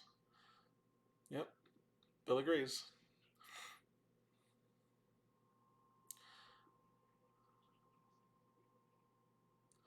Alright, Price will get out.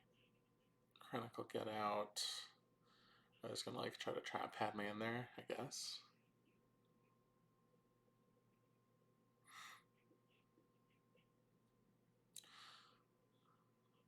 I wonder what we're at in Life Force count wise. We'll have to count when Scott activates here. Yeah. So Bill's gonna move them both over and then recirculates. He's spreading to cause damage here. So Scott puts his sense back to draw with 3PO. And then I just said I was going to count and didn't.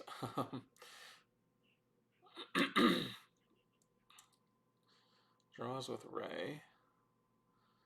Does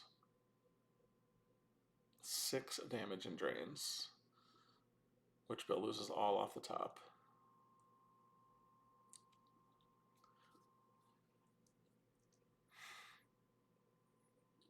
Looks like there's a blaster deflection and a Wisa in hand. Not much going on for Scott.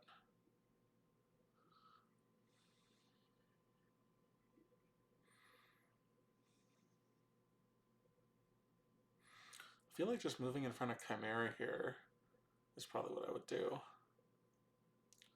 Your cards in hand don't do anything, so you may as well just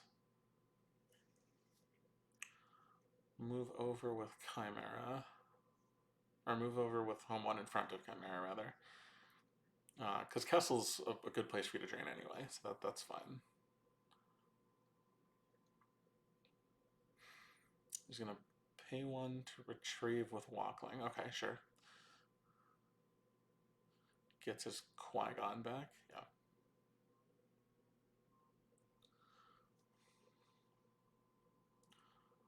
Alright, yep, then he'll move home 1. He'll move to 1 to Lothal. Okay, that's fine too. Oh, because then you get to... Yeah, okay. Because then you get to put Solo and Rey on the ground here where they're pretty threatening to Bill's ground presence. Now you're vulnerable to trample this that way. Yeah, I like better there. Like, you block more damage if you put him in front of Veers, but trample would be very bad. So I don't think you can risk that. Scott's going to draw some cards here, and he's going to put something back to verify probably a Wisa.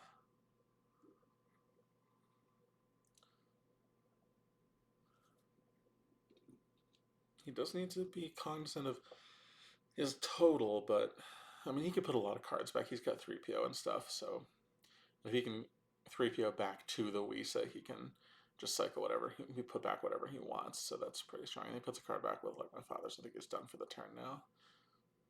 All right. So he is going to take 4 damage here, which is... I guess he was going to take 4 damage if he did the other way too, so that's fine.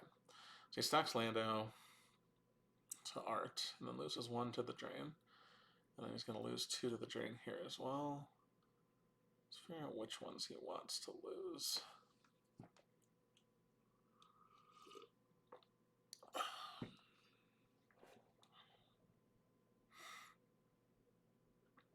Just lose off Force Pile.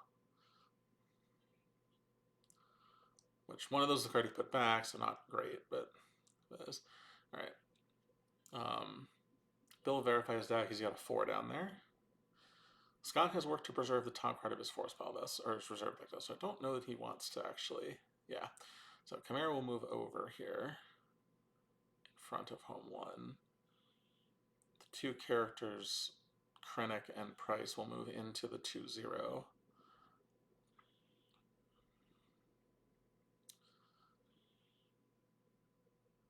And then Bill only has like 10 left, I think, maybe? Doesn't have much.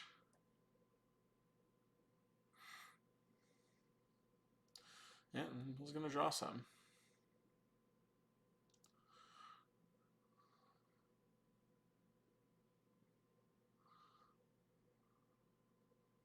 Unfortunately, Scott has a bunch saved, so I don't know how much he's got left. So yeah, he's going to do 3 points of damage, which I think was mostly from hand. And Scott's going to add Obi-Wan with lightsaber against Krennic and Price. Now he's going to fight there. Probably we're going to be adding 3 power, yeah. And then you just swing at, it doesn't really matter, yeah, Krennic probably. Hit him. And then draw Destiny. Destiny. Probably just lose Padme.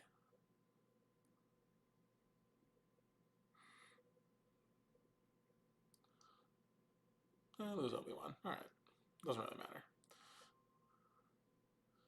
Alright. Move those 2 guys in front of Veers. Interesting.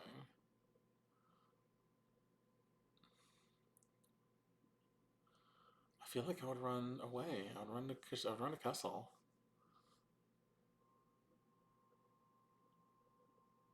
Yeah, and that's what Scott's gonna do. He's gonna move home 1 to Kessel.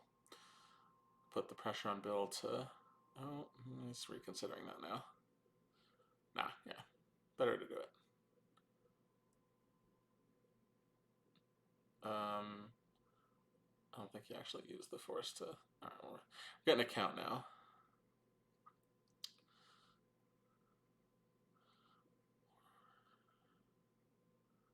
I think Bill's down to 5 cards down now.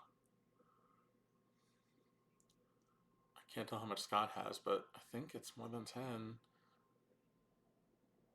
Just gonna lose a card and a card.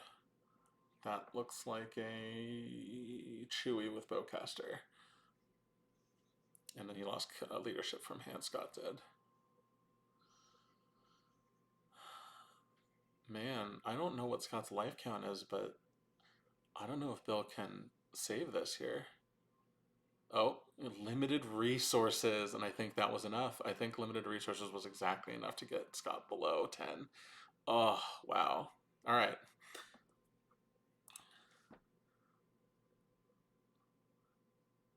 So I'll confirm that here, but I think it looked like Bill won that just with limited resources.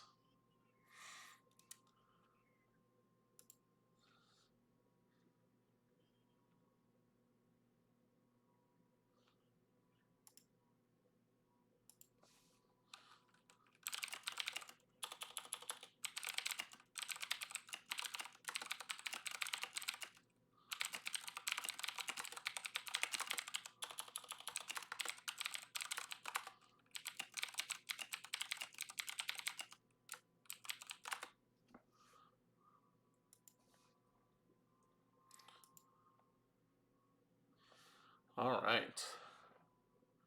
I mean, it was a great game either way. I'm going to try to get confirmation for us here, but I think I think that Bill just won. Yeah, Bill won on the back of limited resources. So it was Scott had him. Scott had it locked down, except for the lose four force that Bill was sitting on. Man, what a wild card to win a game with. Congratulations to Bill, but man, that was Scott had a really good deck. I think that was very very impressive. Home one, the home one package is something that you don't see as much these days, but um, still really powerful. Can't really underestimate it. Unlimited pilots and essentially getting two automatic destinies because of how you're playing it with Akbar and all. Yeah, really, really good stuff. I was wondering if the farm puller stuff was going to lead to like a shield busting thing, but doesn't really look like that's what Scott was doing. Um, yeah, really cool stuff. So we'll see if we can get an update on where we're going from here. I think I don't know where we're at on the mainstream now.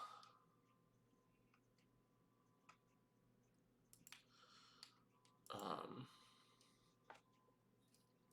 and I don't know what the bracket actually looked like as far as advancements and whatnot. So we'll see if see if I can pull that up for us here. Showdown top 8.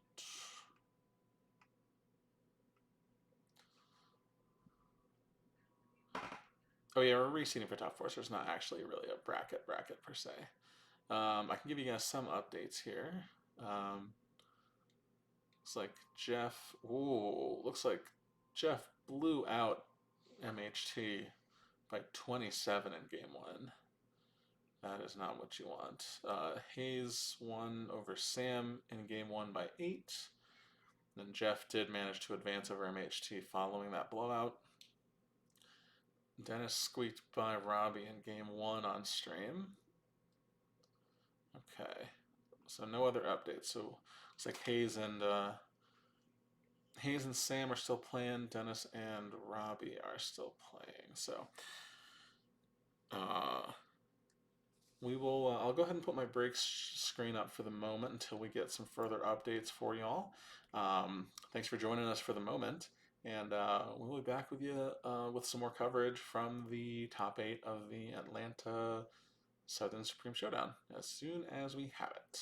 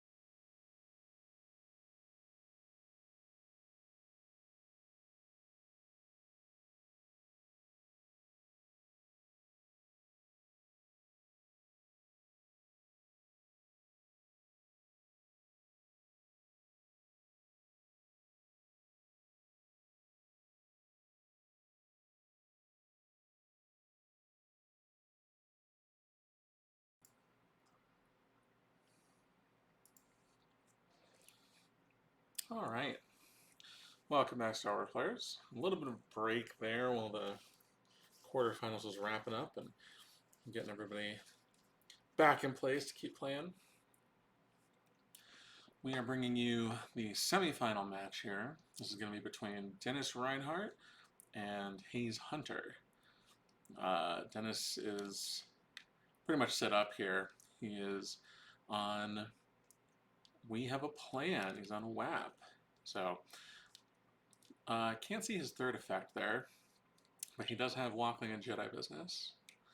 Pretty typical, I'd say, for WHAP to start those two. Oh, and then the third one definitely has to be We'll Take the Long Way. That's definitely going to be mandatory.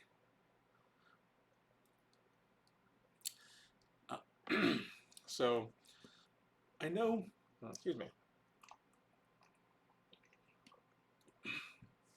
I knew we saw Robbie Hendon play WHAP on stream yesterday, and I know he and Dennis played in the quarterfinals on the main, or were they on the main stream? I think they were.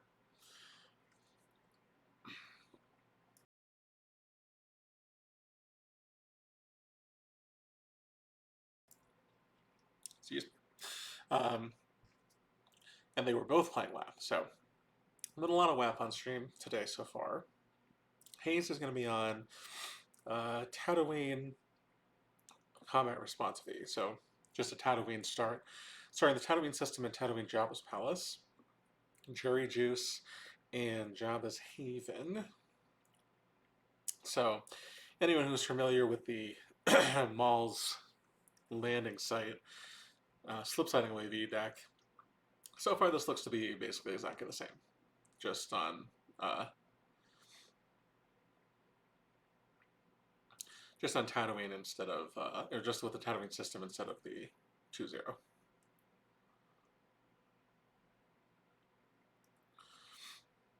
I believe Dennis has a modified hallway. Has a modified Naboo Theed Palace hallway that does not have a dark side icon while he's not flipped. Because while we have a plan is still on the 0 side, dark side's force icons are canceled at the hallway. So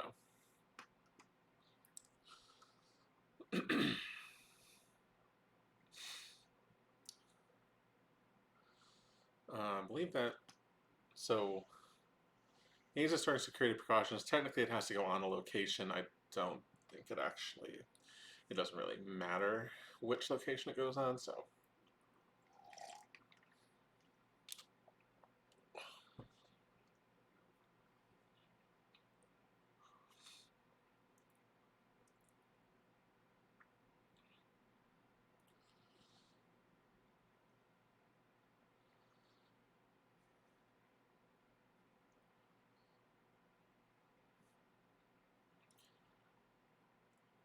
So yeah, both players are shuffling up, getting set to go for this game.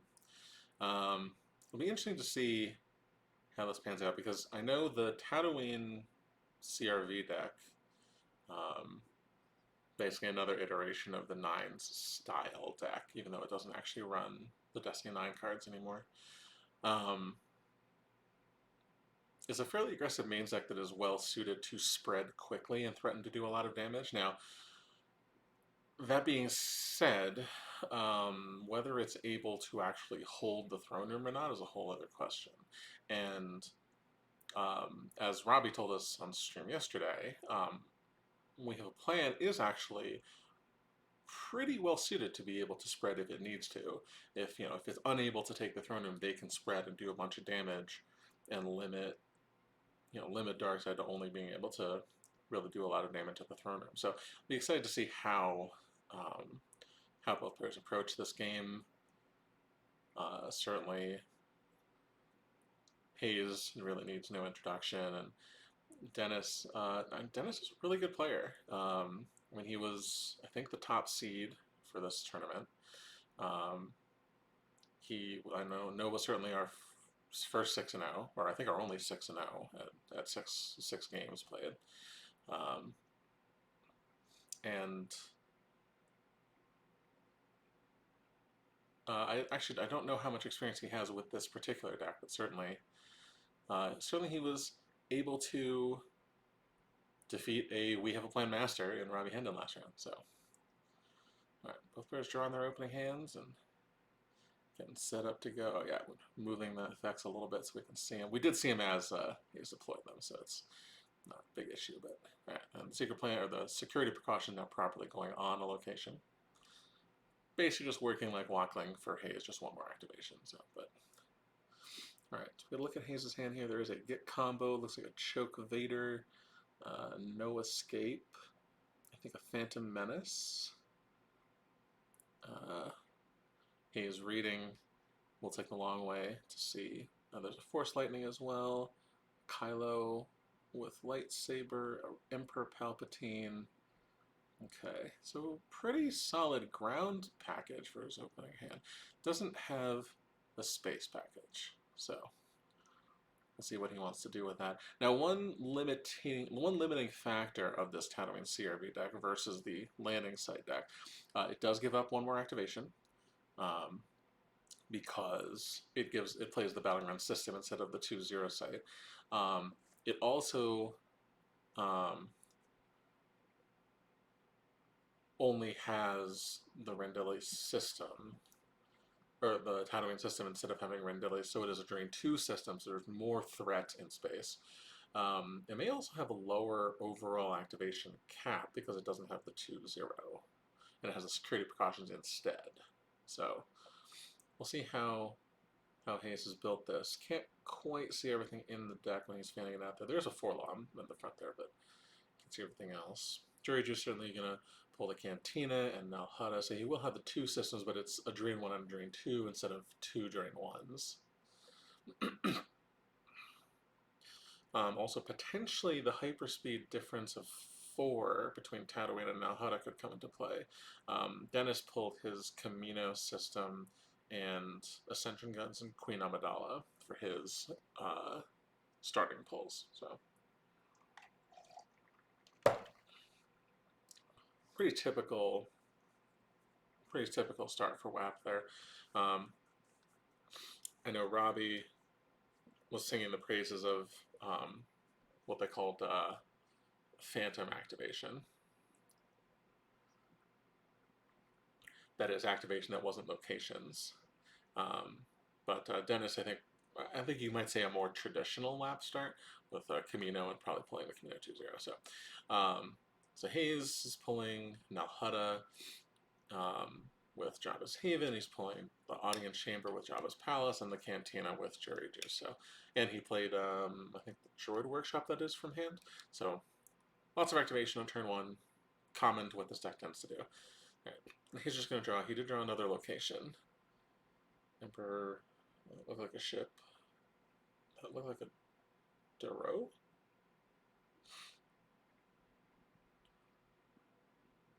And a red card.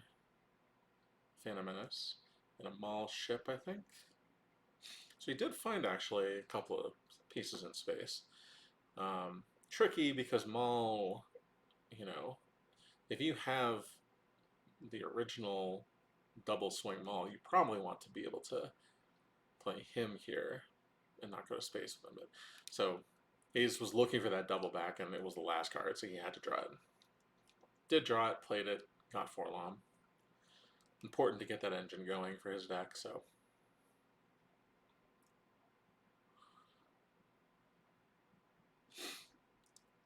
Dennis is going to get a lot of activation on turn 1 here. It's like 5, 6, 7, 8, 9, 10, 11, 12, 13, 14, 15.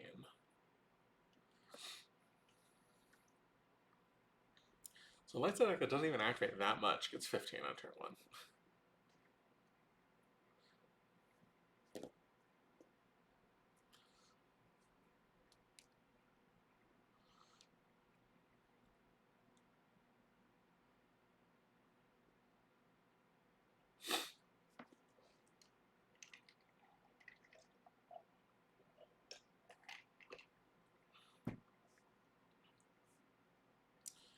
Alright, so Queen Amidala coming down to the courtyard. Presumably backed up by something. That is CO Bibble, so kind of.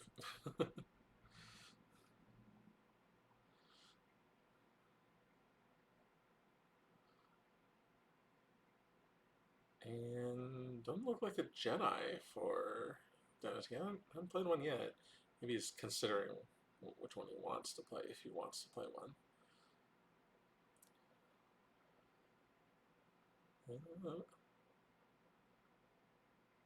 Nope, he's just going to move the two of them in. Now, Sea Bibble, I believe, does give an extra activation, so that is something. Yeah. Same side as Amidala, your generation is +2 here. Now, of course, not that he really needed more activation for...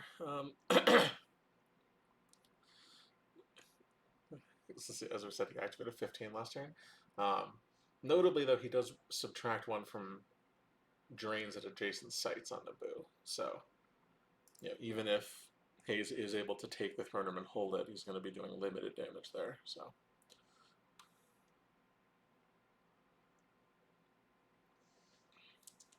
Hayes, meanwhile, activating 2, 4, 6, 10, 11, 12, 13, 14, also 15, I believe. Alright, so we got the Jabba's Palace, that's lower corridor. And then that is...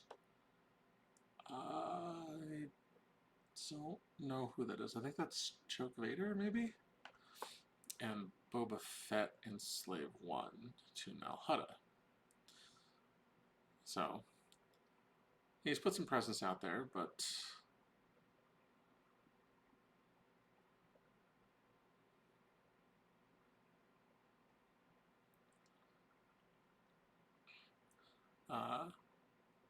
Vader being particularly threatening, because although Amidala increases the defense value, that's not what Vader targets. So, we'll see what Dennis has to respond with here. Now, 2 notable characters that are quite good for WHAP to get around something like this would be Kit Fisto and Yoda. Yoda, Master of the Force. Both of those characters able to move directly into the throne room. Yoda can relocate, and Kit Fisto just has land speed 2. So both of those would allow him to go into the throne room but not risk Amidala and Seal Bibble, which could be very, very useful.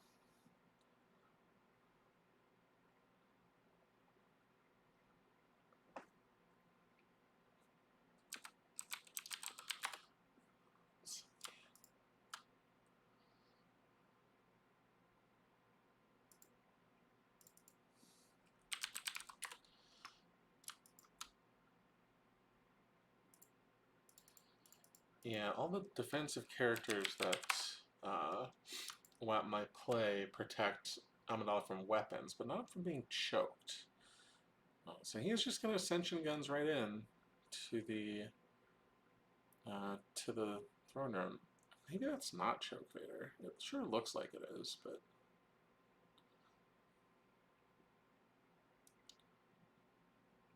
I'm pretty sure it is. It's just, I think it's foil, so it's signed. So there's glare on top of it. That's making it hard to see. Alright, so he has Jarrus Janek. That's something, I guess. He really needs a Jedi here to really threaten Vader. Okay, Mace Windu. That's certainly a Jedi that will threaten Vader. Now, one thing is, early on, Hayes has not had an opportunity to set up his destiny, so it is not clear that this choke will actually kill Amidala. That is by no means guaranteed. Alright. Dennis is getting the non-unique Jedi lightsaber V, so that does mean that Vader's not going to probably get actually beaten down here, because that does not make forfeit 0. So even if he is hit by the lightsaber, it just means that Vader will die at the end of the battle, not that he will take overflow, because he does cover 14 by himself.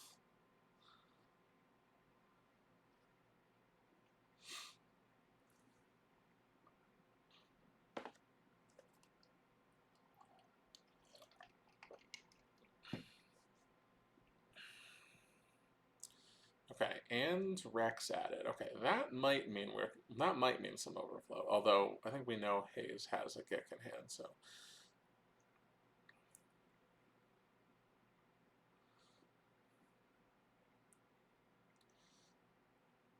All right, and battle.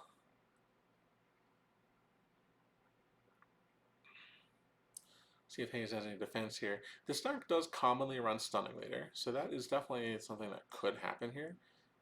If Hayes wants to just Stunning Leader out of the battle and then add more to Vader to counterattack with. Doesn't look like that is what is happening, though. He's going to sneak attack. So now he will be able to guarantee that he chokes Amidala. He cannot choke Mace because the Darth Vader has to draw Destiny greater than ability, which is not possible. But he can make sure that he kills Amidala here at least. Alright, so Dennis is going to probably, I think, lightsaber swing here. Probably lead with the lightsaber swings. That is red card character, but it was quite a mercenary and a Cody. Oh, so a hit and then sorry about the mess. Okay, so he is going to protect Amidala here, and he's going to pitch the Camino system to the sorry about the mess. Pretty reasonable. Not going to probably need that, and that does flip. That does flip. We have a plan. All right, so that went pretty much as well as you could expect for Dennis. He, I mean, the major character that committed there is Mace Windu, but like Co Bibble wants to be with Amidala anyway. Jareth Janik wants to be with Amidala anyway, and Rex is only going to be good here or at the courtyard. So all in all, he was able to take the throne room with really kind of minimal cost and have it be fairly well secured. So I don't know. We'll see if what Hayes' plan is from here, whether he's going to try to break through the throne room or whether he's just going to spread and try to do a bunch of damage elsewhere. So both of them just activating just a ton, of course. I think Dennis is still drawing. Yeah, because he hadn't recirculated yet. So, all right, now Dennis is done with this turn. He saved multiple force. Can't tell how many. I think at least 3.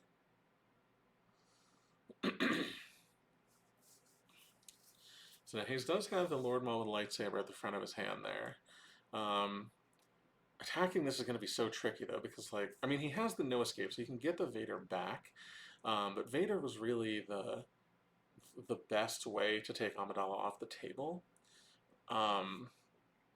Because of all the because of Jareth Janik protecting from weapons. So without that,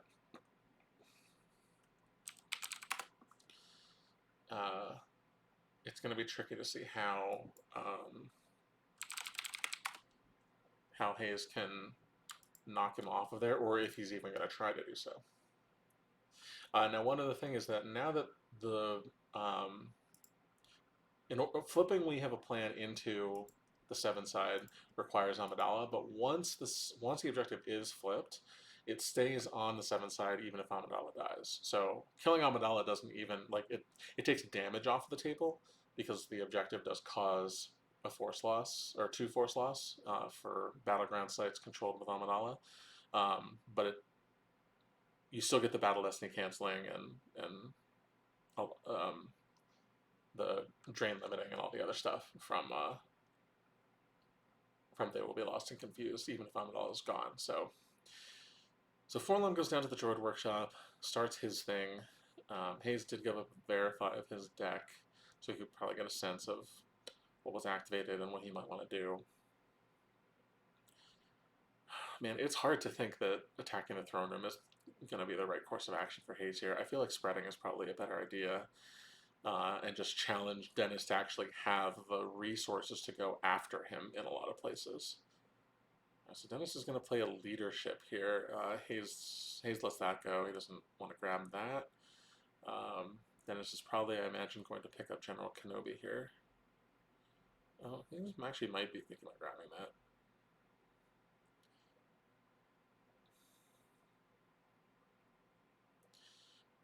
Okay. So he does grab General Kenobi. Hayes does grab the leadership. He's figuring out now what else he wants to do with that knowledge. Getting back the choke vader is pretty good still. Yeah, he can probably get back the choke vader.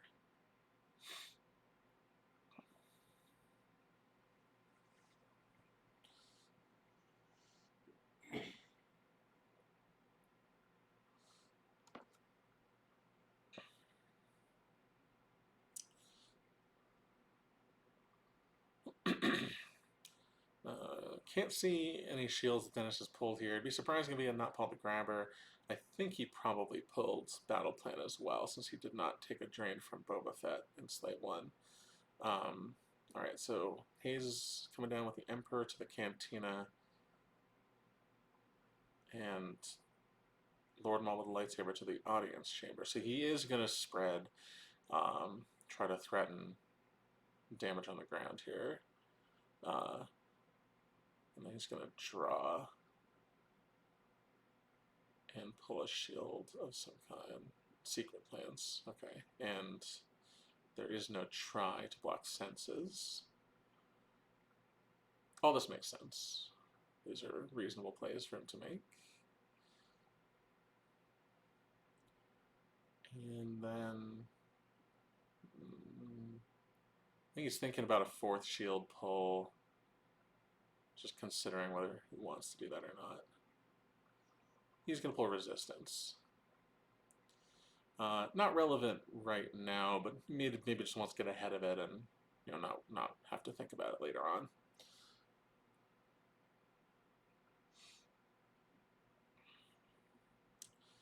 So he's saving a couple and then passing. So there's still a Phantom Menace in his hand. He did not play it to go with the Lord Maul. That makes a fair bit of sense. One of the tricky things with We Have a Plan is because their character pool is so limited, there's really not a lot of ways.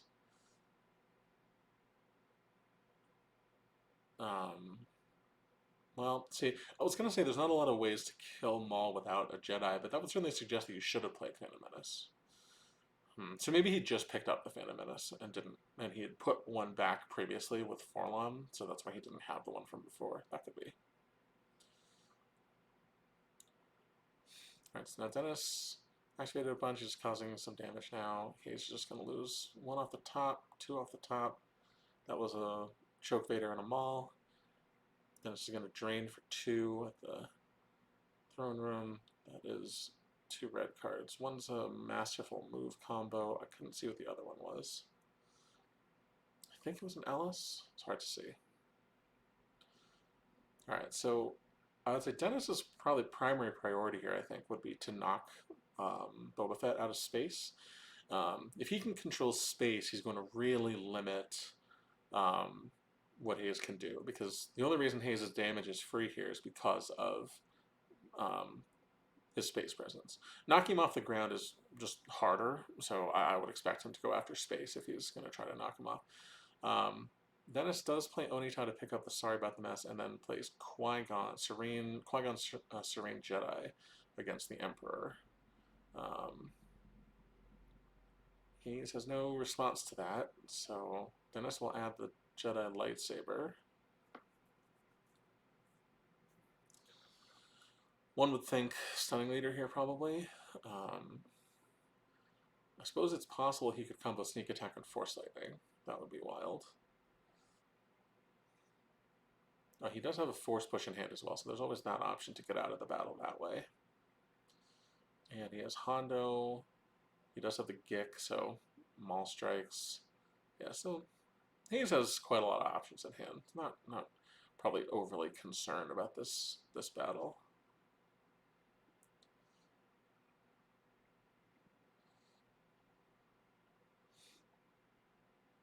Dennis probably trying to. Yep, he's gonna commit.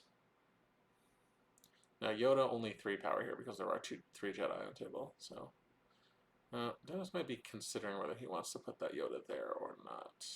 No, he's gonna reconsider that action.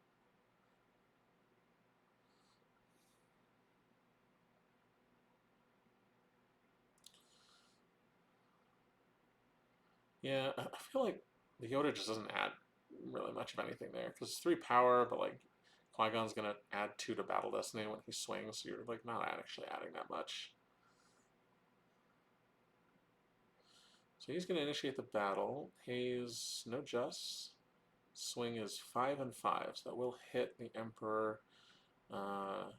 We know Dennis picked up the Sorry About the Mess. He probably would not spend it here, I would think, because well, he's not actually going to cause overflow because this is a Jedi lightsaber, so it doesn't really matter. But all right, so HRC Bibble is a 5. Their Stunning Leader is a 4. Oh, he's just going to cancel it. So, yeah, Emperor still covers though because the Jedi lightsaber. So yeah, didn't actually need to cancel that Destiny and just spend a Force for nothing. But Dennis still did advance his position here. He is taking 3 damage for free, but he's now threatening back. Well, he's threatening back currently 7. Hayes can reduce it to 6 pretty easily by just occupying another battleground. But he did lose the Cantina and cost Dennis really nothing. So I feel like that exchange still went pretty well. Dennis is going to take 3 damage here during Hayes' control phase, but ultimately that's fine.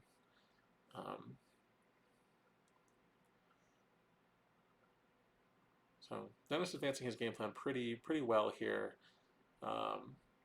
Hayes not completely knocked off though. So see how Hayes responds to this situation.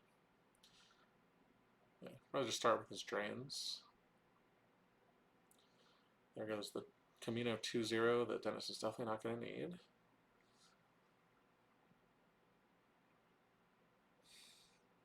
And then drain 2 with the Audience Chamber. This one Dennis has to think about. He's going to lose off the top. That's a Clash and another Qui-Gon. Not too bad. The Clash, you probably want the Clash, but you know, such is the case when you lose off the top. Sometimes you lose cards you want. So, all right, Forlom's going to put a card back. It looks like he drew a Kylo with lightsaber, so that's potentially pretty powerful. Although attacking Qui-Gon with characters with built-in lightsabers is a little fraught. So, all right, verify the deck shows 2 1s and then a bunch of characters, a bunch of red cards rather, and an Emperor. So Destiny's pretty good. You know, there was the Stunning Leader as well, so that's a lower red card, but still a good one. Still good enough, certainly, with the rest of the cards that are in there. So it's going to be a question now of what Hayes does with those good Destinies. He presumably set up another one here with Forlom, so might have something for next turn as well. But we'll see where it goes from now. So he did not have anything to pull with Hondo, so he's probably not going to play Hondo here. So he's for 5 playing the Emperor, I would assume. That's at the front of his hand.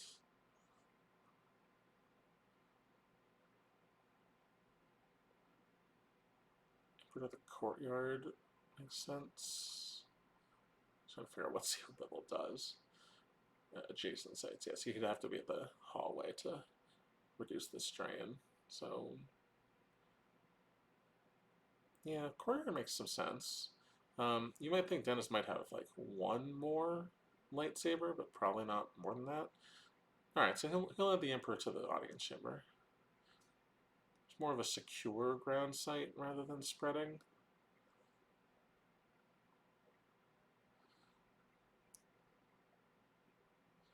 Another 5. Oh no, he's gonna have the Emperor go to the Okay, so he's going to put the Emperor at the lower passageways and Count Dooku to the audience chamber. Okay.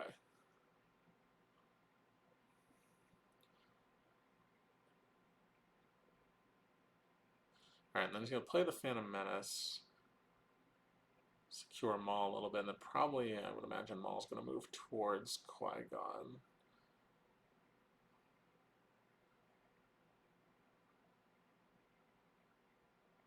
Yeah. So Maul will move to the Jabba's palace. So, Resistance definitely satisfied here. Lots of Dark Jedi. And 2 Force Lightning users. So, he's drawn some cards here.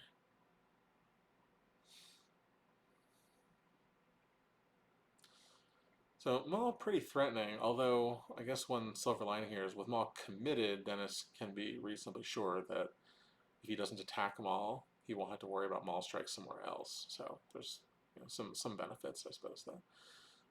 Alright, he's going to recirculate and then pull Force Lightning. Which is going to wreck his tracking, but I think getting the Force Lightning is probably more important than that, especially if he's planning on losing off the top, because he knew Force Lightning was in those top like 6 or 8 cards. He is due to take 6 damage here if Dennis wants to pay for both drains. Dennis, I think, still think priority 1 is probably going to be to get space taken care of. If you can knock out Boba Fett, that moves your plan along quite substantially.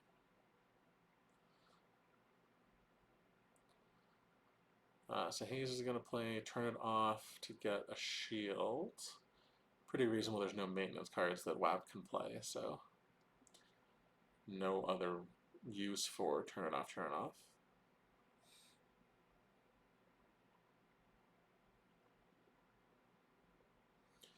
He's going to pull Oppressive Enforcement, so just backup Sense Shield. Dennis really disincentivized from playing Senses now unless they are extremely strong. Alright, so Dennis is going to cause his objective damage first, because that's free. We'll lose a double back from hand, and then 1 off the top, I think, is he's just picking up his arm. Maybe he's just counting his reserve to figure out. Okay, Hayes is counting his reserve to figure out how much he has down there, if he can activate down to what he just put down there, if he loses off the top. Or if he... Alright, so he loses off the top, that looks like a Maul Sith Infiltrator. Alright, so he's going to drain 2 now at the throne room.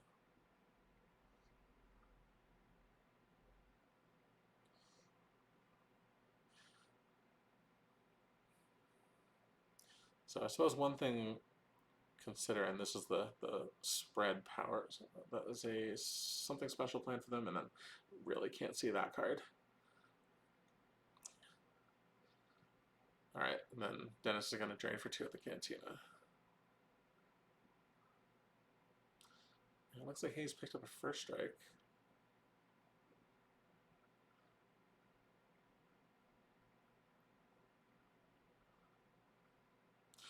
I was going to say, one thing with We Have a Plan, you might think there's like maybe 1 more lightsaber left. Hayes, I think, lost that card from hand?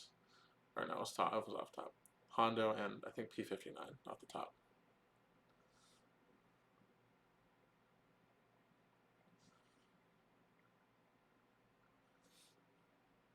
Yeah, like maybe 1 more Jedi lightsaber, maybe a Qui-Gon Jinn's lightsaber. That could definitely be like the Destiny 5 one.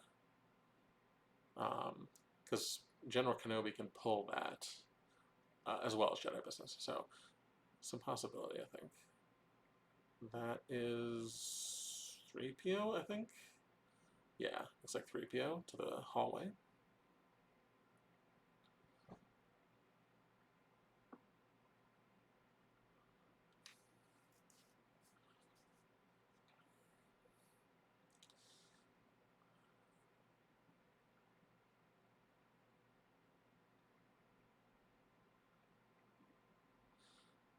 So Dennis pretty far ahead in the damage race still. Adds Yoda to the hallway. That doesn't do a lot. No, he's gonna back that up again. Still doesn't want to put Yoda there. Where does he want to put Yoda?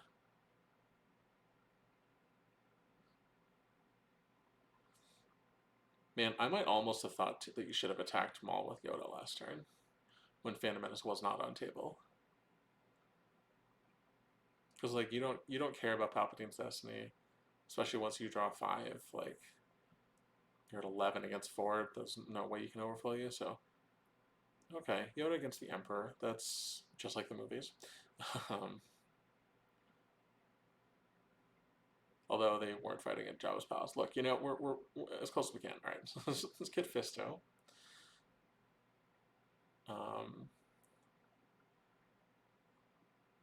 So presumably now just battle and cancel his Destiny for overflow.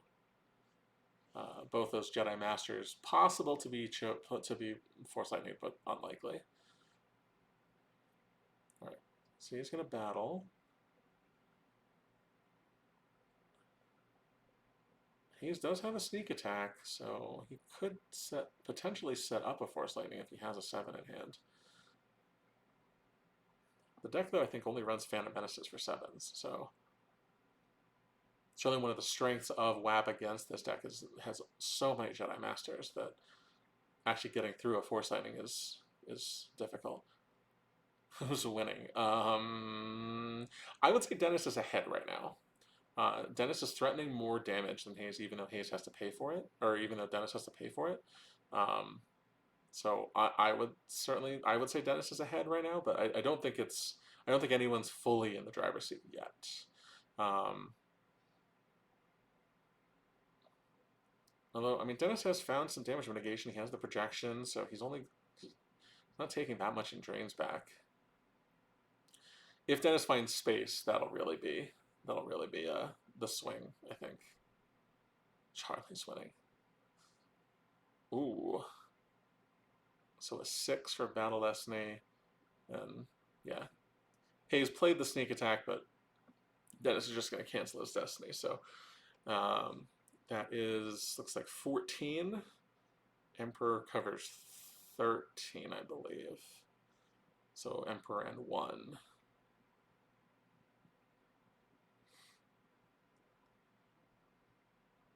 That says in his version he runs 5 Phantom Menaces. Yeah, I mean that would certainly be good here.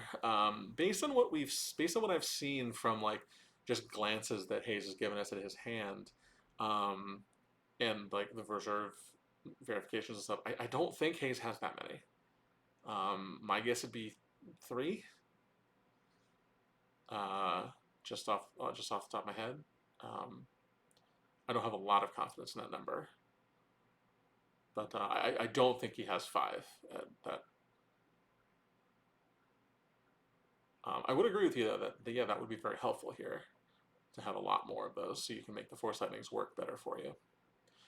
I suppose one wrinkle in that, too, is that with all these Jedi Master attacks, although Dennis has protected himself from Force Lightning, he also has not forced Hayes to use a Force Lightning. So it is still known in hand, and that does mean that it is still a threat. So Hayes activates down to the 2 cards. One that he put down with Forlom, and then the turn it off. The Blast Door Controls, I believe, is the top card of his force pile. Yeah. So Dennis does lose 3 reasonably high destinies. He lost a 5.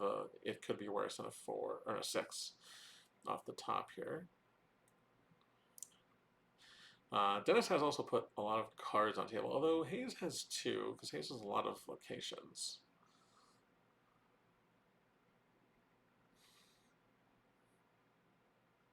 I still contend that space is the most crucial part of this. Dennis getting to space and staying there will make a huge difference. All right, so Hayes is going to secure space with Zuckuss and Miss Hunter to Tatooine. He's paying a lot of force for something else. It's like choke Vader to the courtyard.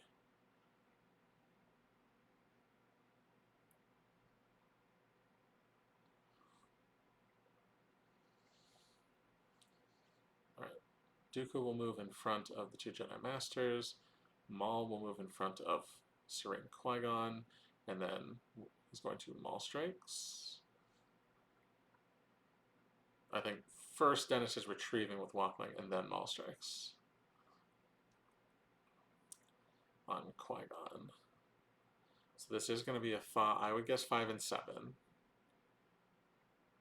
So we'll see if Dennis has an answer. He does. He has a Jedi's concentration. How does that answer? If opponent just initiated a duel, opponent must lose 4 force or cancel the duel.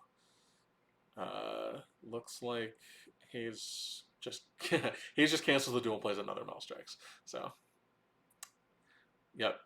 And Dennis realizing he should have grabbed the Maul strikes. That was the error he made there. So, he's just shown the turn it off, but I don't know if we're already into resolving the duel. Yeah, it looks like we are. 5 and 7. Yeah. Subtract 1 to make it a 6. Okay. Or, no, he's not going to do that. 4 and 4. Alright, so. Qui-Gon is toast.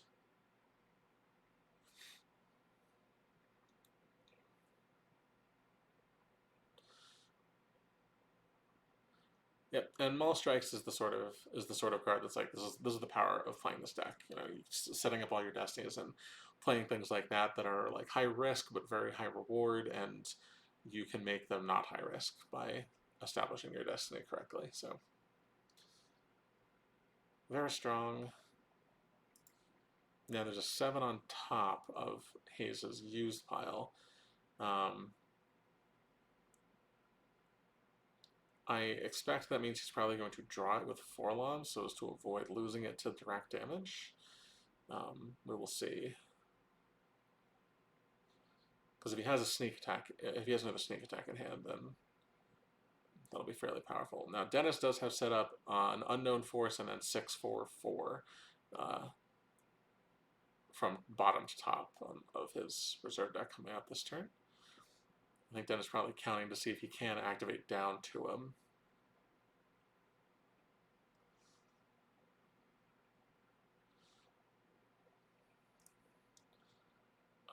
Looks like he probably can, I think is... well, maybe not. Just getting so much activation. It'd be wild if he couldn't activate down to those. But...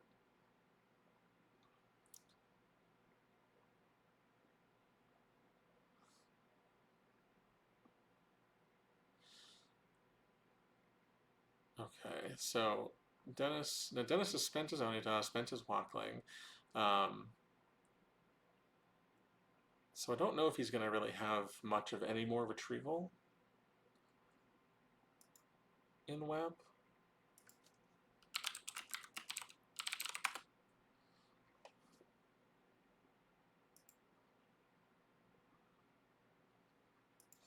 Just giving the stream team an update. This game is continuing.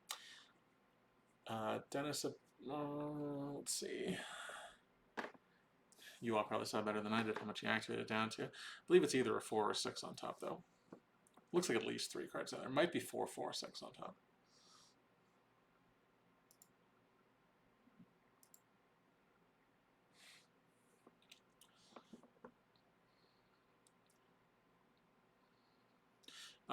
So he's used the 7 to Force Lightning a Jedi Master, and then Dennis just subtracts 1 with the tracking. That is an Ascension Guns. Let's take a card back, put 1... Take a card in hand, put 1 back.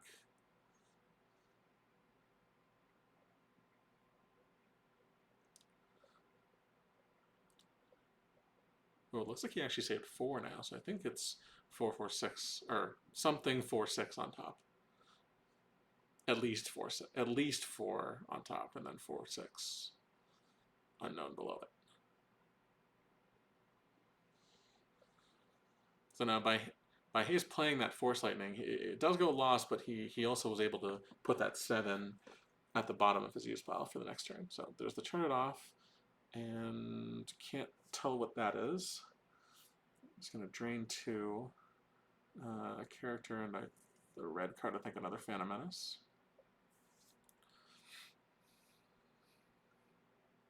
Now, Dooku does not have immunity this turn, and has already played Force Lightning. So, ooh, that looks like an Azure Angel and Anakin Skywalker in space. That's probably, I think, is exactly what I was thinking he needs to be going for.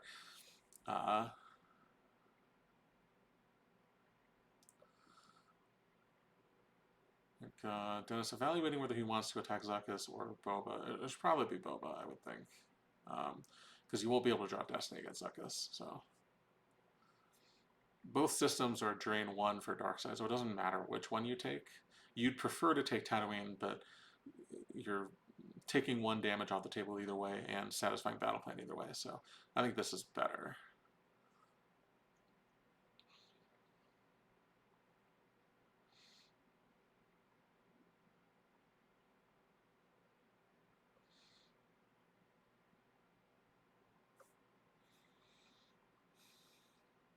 Yeah, Dennis not grabbing Maul Strikes could prove quite detrimental. I don't know how many Hayes has. He did spend 2 there, so it's possible he doesn't have another one, but we know he still has Force Push in hand, which is what's going to protect Dooku from this battle. And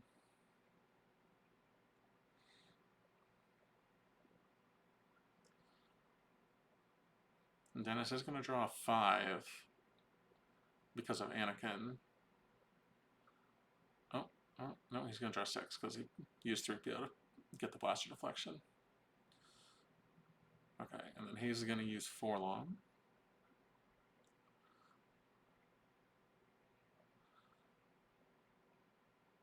Alright, so Dennis is going to battle Dooku first.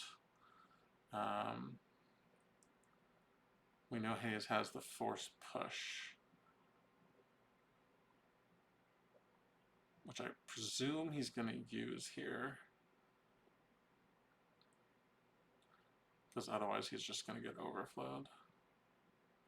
He's going to upload, because he gets that once per game upload, and he's going to miss. It's a lot of characters in there, actually, still. Double back and sneak attack, so.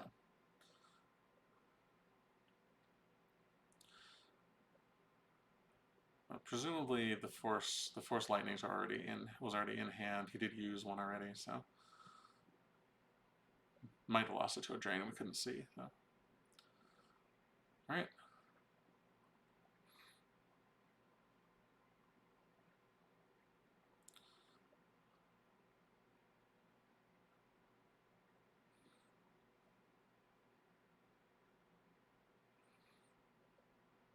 Spend 2 to Force Push.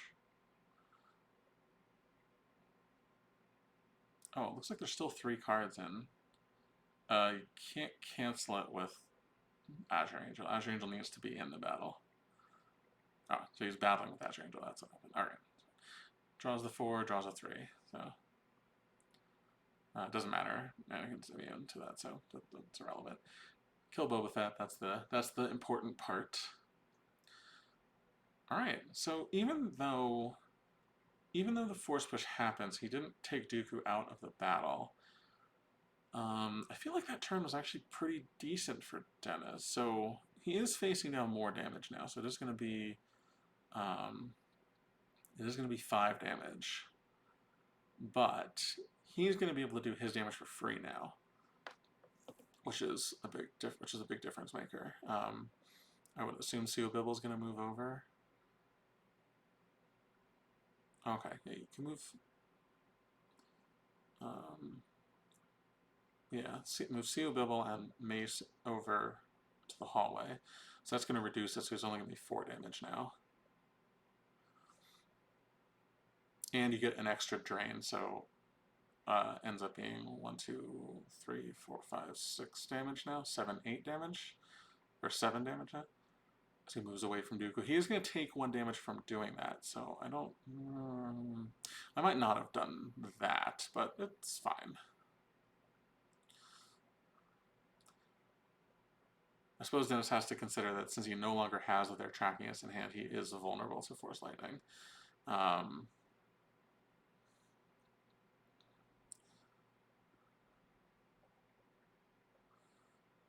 Hayes probably now has to consider his options. I don't think it's reasonable to take Anakin off table with Zuckuss already deployed. Zuckuss would be your best way to do it.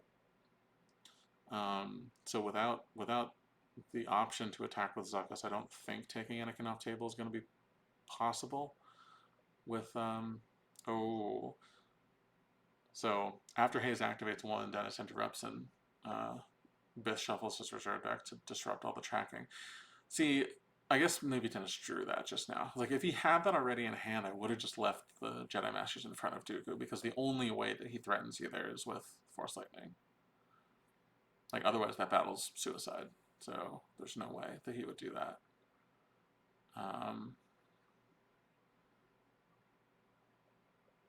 Alright, he's going to activate the rest of his force that he gets to. Looks like he's down to about 15 or maybe 20.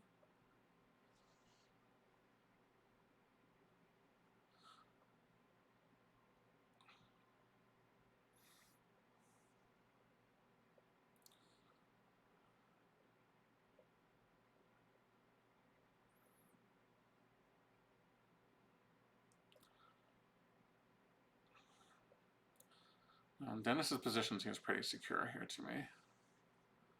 We'll see what headway Hayes is able to make on this.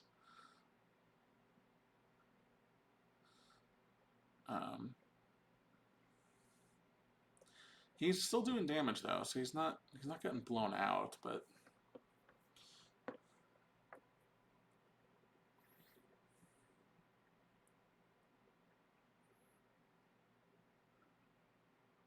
he's left 4 force back.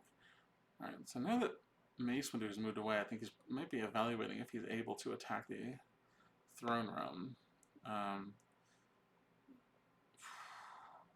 Given what's already on table, that doesn't seem especially plausible. Because I don't know what else you would have that you could attack profitably into Rex Jairus Janek with. So, oh, Obi-Wan's lightsaber. Okay.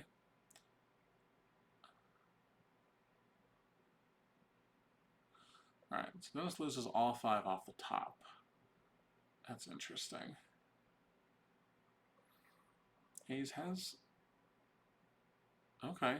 So he gives the verified a 7-5-3, which is a pretty good spread, actually. Given the shuffle, it's still pretty good to have a 7 still in there, so. And then it's going to cut the 3 cards. So Hayes has really just Kylo to attack with, because the other card's a Maul, which doesn't do anything for him here. His first strike and Gick. Yeah, that attack doesn't look good. Like, you what? You hit Jairus Janek, and that's it?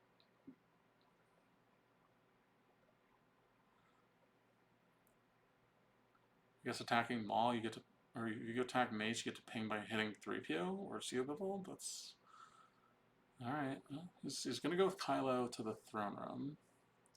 Maybe there's a clown. Maybe there's like You Were Beaten or something I didn't see. That would be pretty powerful.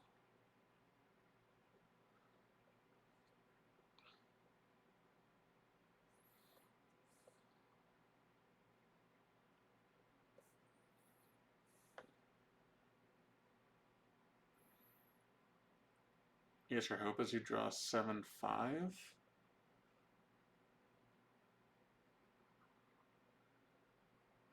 Oh, maybe you just stand in front and stunning to stop the damage? Sure.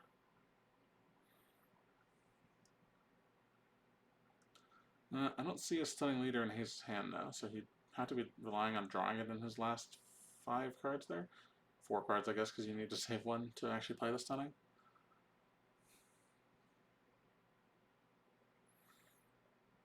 I feel like the temptation with those destinies is to get an attack in while you have a reasonable chance of hitting somebody, but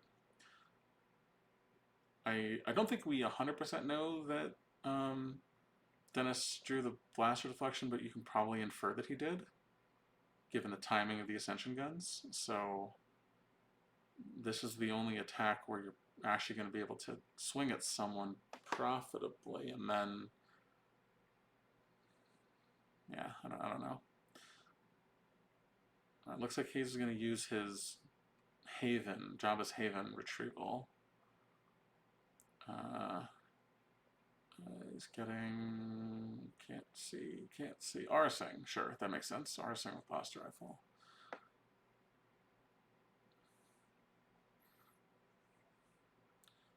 And then he has 5 left, so he can play her, but he can't.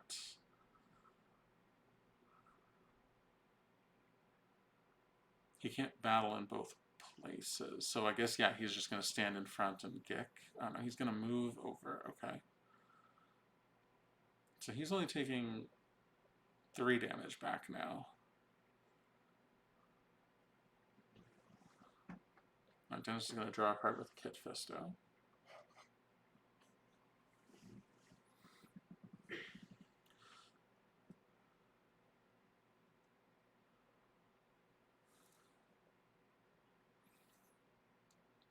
Looks like Hayes is considering using Forlom here, but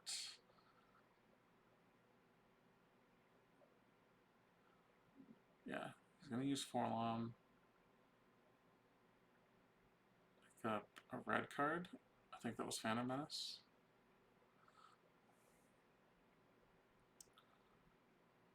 So now he's going to put a card down and pick up the Force Lightning. So it's Dr. E on top.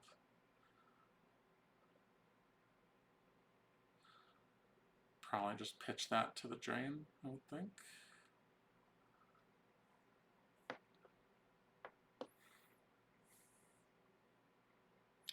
Then it still has 7 cards in hand and just peeled all the damage off the top. That is interesting.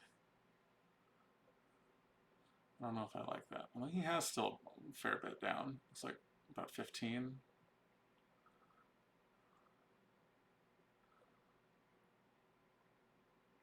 Whereas Hayes just spent 11, 3, 10. Yeah, Hayes also has about 15.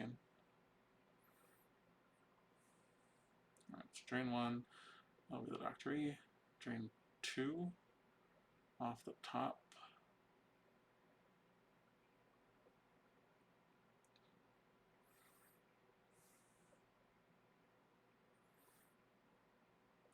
Alright, Dennis is going to try to snipe or try to sorry about the mess Kylo, but I think he missed. Oh, he's going to Jedi left to cancel, or to take Panaka into hand. Okay. So he missed the shot. I kind of feel like he might have tried to set that shot up a little better, but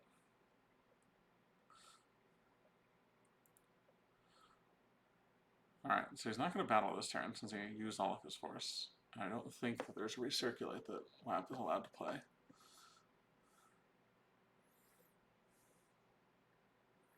I guess they could like play a couple of smugglers and alright, so he's gonna play Panaka to represent 2 more damage.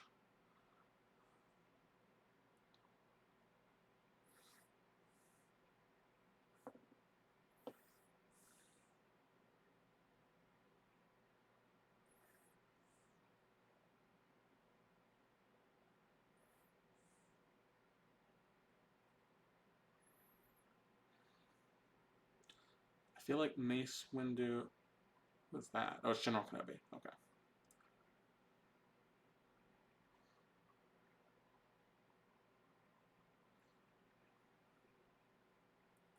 I feel like Mace Windu out to the courtyard to block the drain against Vader makes sense. So Kit Fisto will move away. Oh, Yoda will relocate. Okay, that makes sense too. I might have moved Kit Fisto over to the other Jabba's Palace site, but it probably doesn't matter a lot, I think. Dennis is, yeah. I think he's realizing the same thing, that he feels like he probably should have spread there, but decided that not to bother. All right, then CO Bibble will move back over to add power of Republic to Republic characters. And then Dennis has like 5 force towns. He's going to draw 1, maybe 2 more, and then probably save the rest. Oh, all right. Here maybe for another shield. Sure. Oh, all of that was off screen, so no idea what shield it was.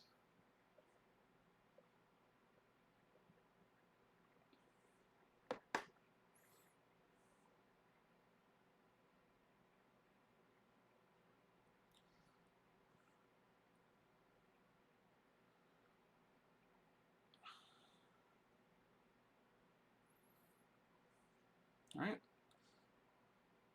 So now Hayes. Okay, so this is just going to cycle an escape pod combo for next turn. Sure. Hayes is doing 4 damage now. Doesn't have a lot left though.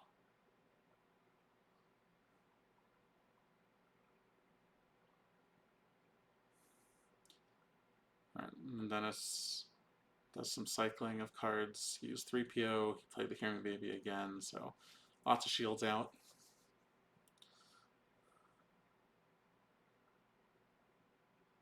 Hayes, handful of red, looks like.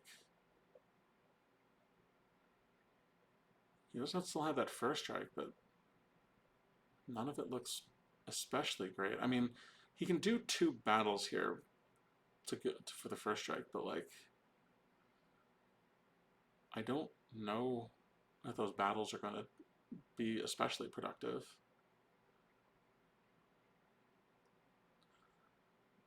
Like, Kylo's doing a lot more work just standing in front, I think, so. Right, Resolute, Jairus Janek, Leadership, and another character, I think. Cody off the top.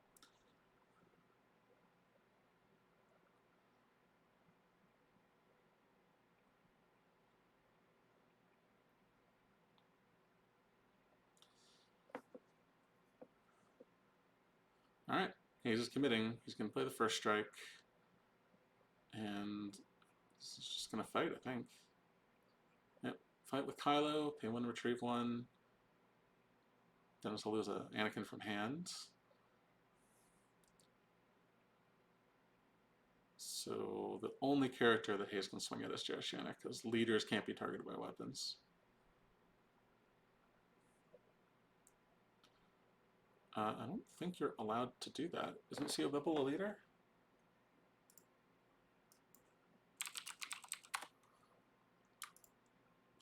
No, he's not. He's a governor, but not a leader. All right. Sure, why not? He's going to play the Odin Nestor. That doesn't actually do anything, but okay. Just put a card back. That's fine. Is that Rot Small? No, this is Tatooine CRV. Oh, okay. And then... Oh, yeah. I was like, he's not dead yet. Okay.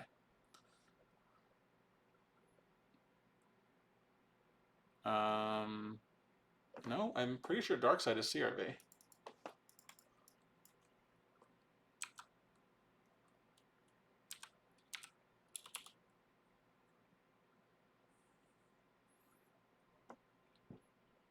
All right, anyway, so was that worth it? It depends on how close the life total counts are, whether that battle was worth it or not, because Hayes caused 2 ping and a retrieval, but now he's going to eat 3 and damage back on... he's going to eat 3 and 3 back on Dennis's turn.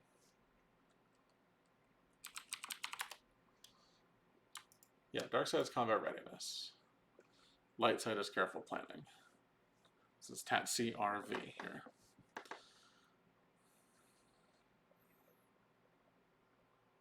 That is a 5 from Yoda, so that will kill Vader.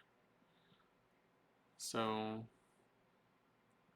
causing a ping and a retrieval, and then taking a ping back. Okay, so he's gonna Force Lightning Kenobi with a 7. So I'll kill General Kenobi. And then spend a Force to move Maul over in front of Kit Fisto. Yeah.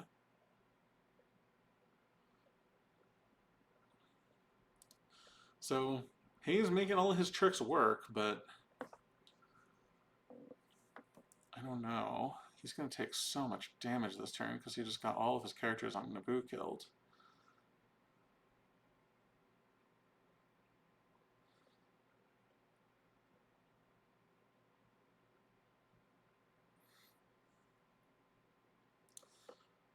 So 1, 2, 3, 4, 5, 6, 7, 8, 9 damage.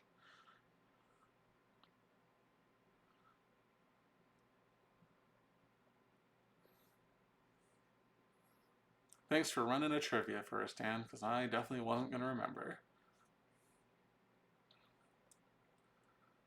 Has looks like about 12, I think, Dan. Dennis by 10-ish. Yeah, that sounds about right. Depends a little bit on how much he's got left right now, but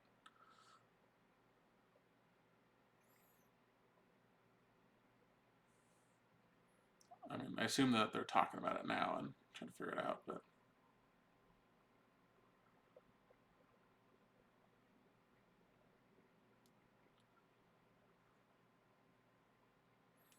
it's like Hayes has like 12 total. That's my guess as well. Yeah. So he's figuring out if he wants to use his last Force here. He does. He does. Okay. I don't know that I like. Yeah, no, I don't think I like that.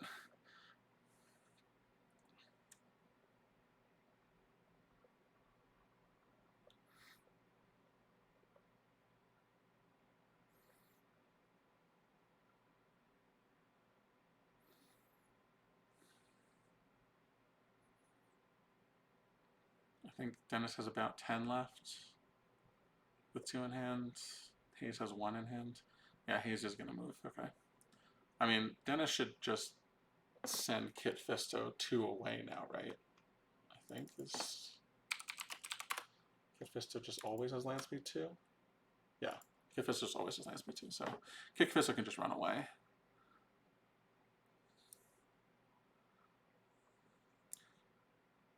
Alright, so first he's going to lose 4 to the objective.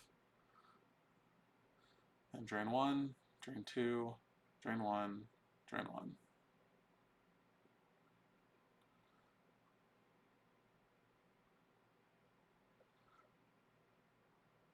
I wonder if Hayes is realizing he miscounted something somewhere. No, it's just gonna 2, 3, 4, 5, 6. Yeah, so they still have to lose 1 more.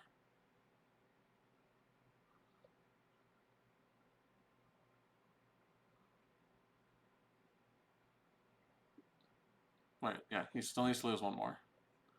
Why has he not lost 1 more?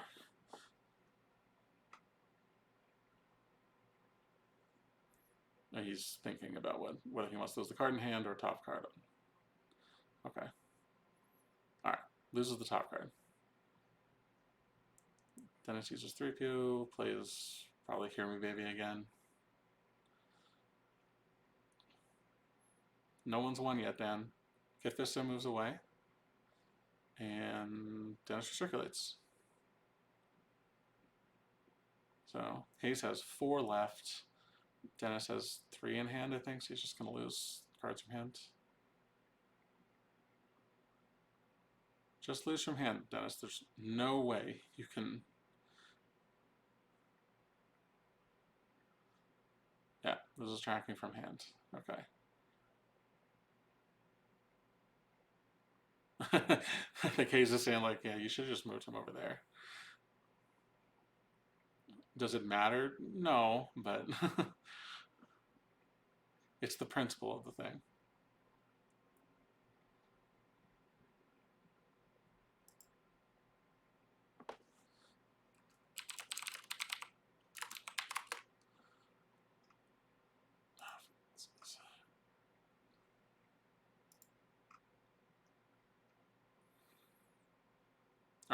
looks like they concluded, yeah, that Dennis is just going to win by what he had left. We'll see if we can get a count on that.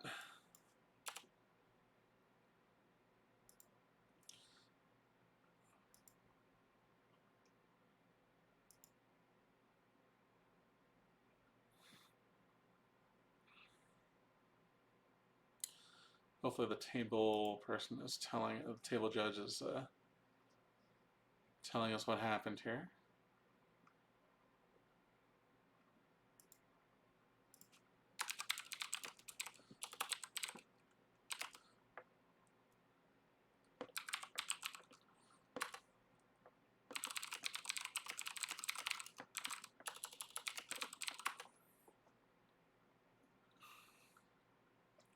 All right, well, congratulations to Dennis on winning that game. We will see if they're going to take a short break here, if they're just going to jump right into it. I know Dennis was remarking yesterday when he played Hayes on stream that that was the first time that he'd beaten him on that he'd beaten Hayes ever. I think actually he said. So he's got 2 now. So.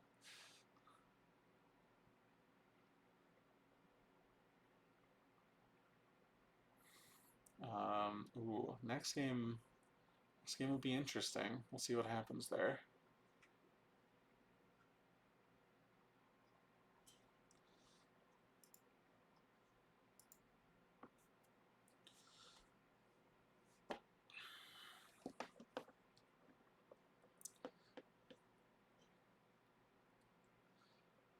He has a Colorado. I think he lost because of penalty. Oh, that might be the case. I'm not sure if Dennis counted that or not. He must not have, because he definitely told us yesterday. He said he'd never beaten Hayes.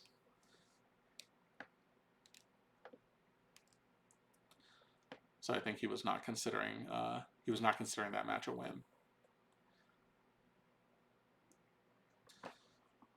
All right.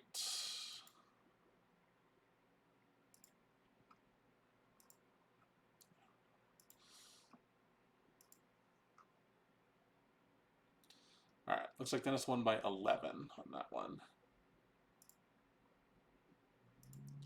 So solid showing for We Have a Plan here today, or this weekend, I should say.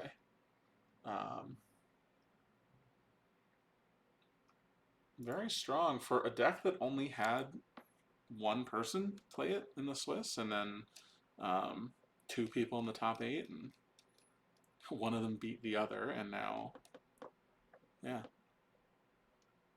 Interesting if we'll see a lot more We Have a Plan in the coming weeks here after this. Although these lists, I know, are not going to be posted publicly until after the Outrider Cup games have been played. Those have to be played within the next 2 weeks. So we'll be seeing the list pretty soon, but not immediately like we've been used to. So we'll have to stay tuned for that.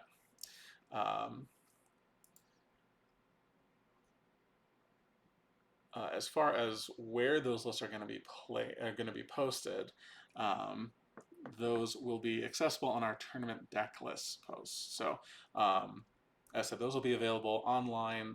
They usually get posted. Whoa, dropped a thing from my desk. They usually get posted both in a text format and in a GEMP file format, so you'll be able to upload them directly to GEMP and just play them right off.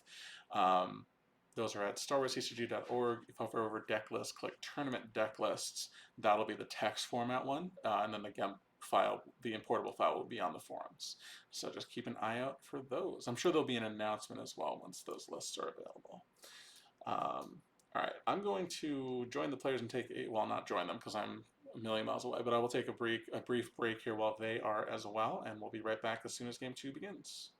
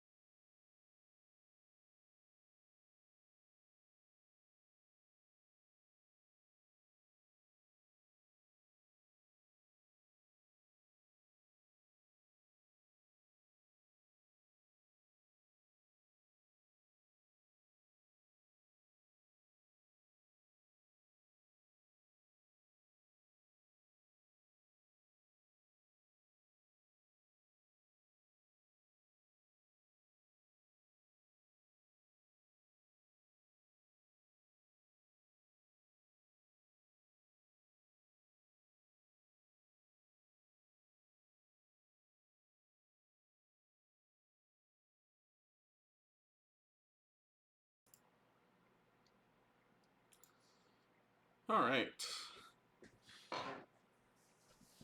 Welcome back, Star Wars fans. So we got second game of our semi-final round between Hayes Hunter and Dennis Reinhardt. Dennis is going to be on Hoth CRV.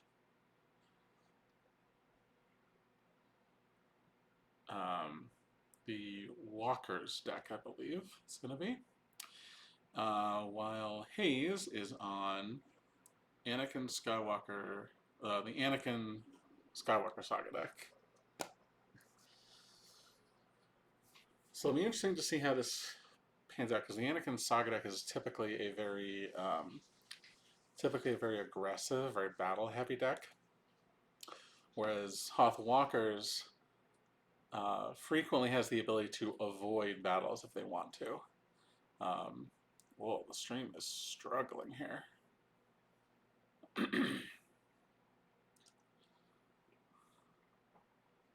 So it looks like Dennis is starting Imperial Arrest Order combo, prepare for a surface attack, and I think that's Tentacle. Title's really short, but I think the card's in Japanese, so I think that's why. Hayes, meanwhile, is starting the pretty typical start. Your mother effect to pull the Anakin's lightsaber, Walkling, and best star pilot in the galaxy.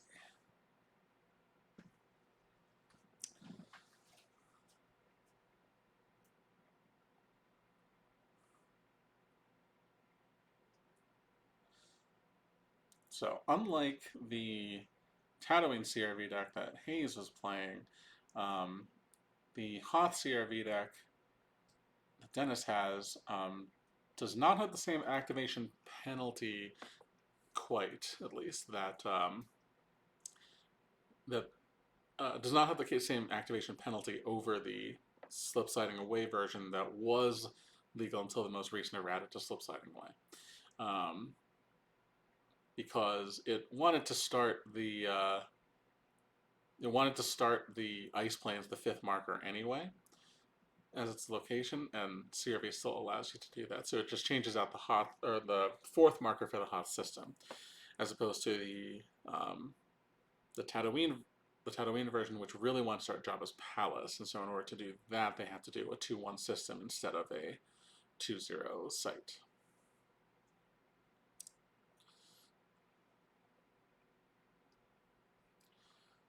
All right.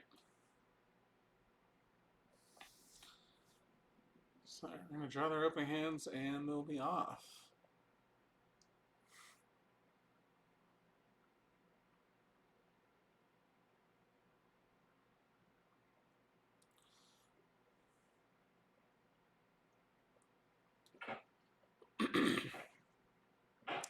He's going to begin with his grabber, and he's thinking about Goldenrod. He is going to go Goldenrod. So limit Dennis's ability to deploy anything for free.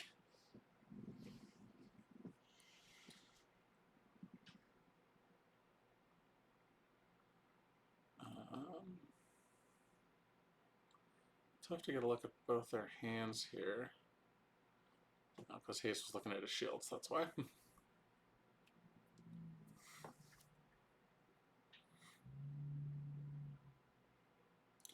But Dennis is going to use Repair for surface attack to get the 3rd marker and the Walker Garrison before he activates anything.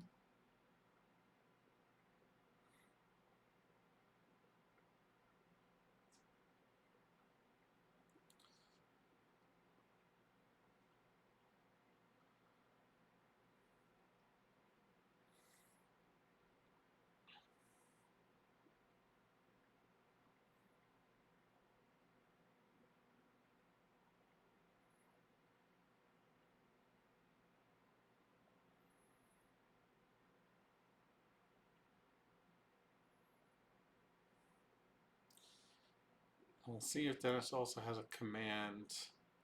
He does not.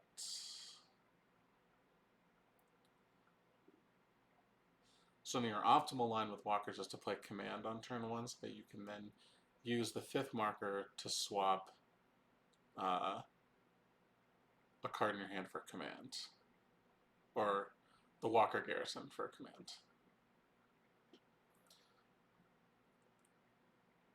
But that's going to play the 3rd marker, get a docking bay out with the rest order. Dan's telling us in the chat that Jeff Levine advances to the finals. Congratulations to Jeff.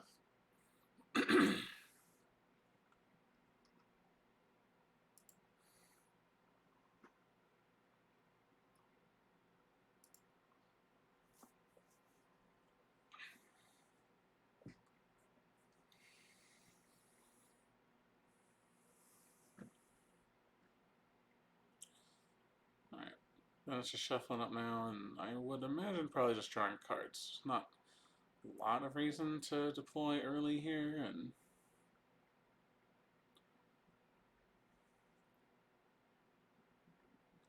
not a lot to be beneficial to do by doing so. Yeah, he's just going to draw.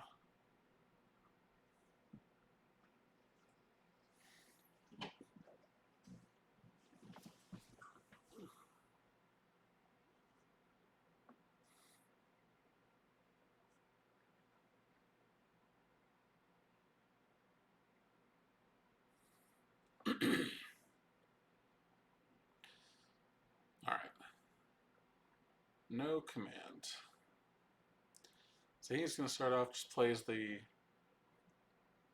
Jedi Council Chamber from his deck, or from his hand rather.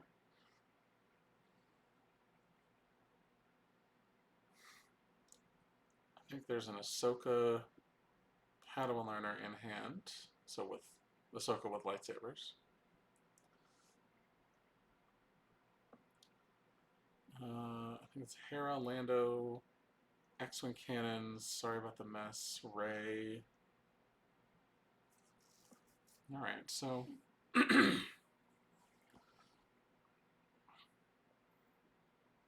interesting start, but Hayes is just going to draw as well. He drew his Twix puller, so that's a good start for him. Since one of the strengths of this deck is the Twix puller also pulls 3PO. We found an Anakin Jedi Knight.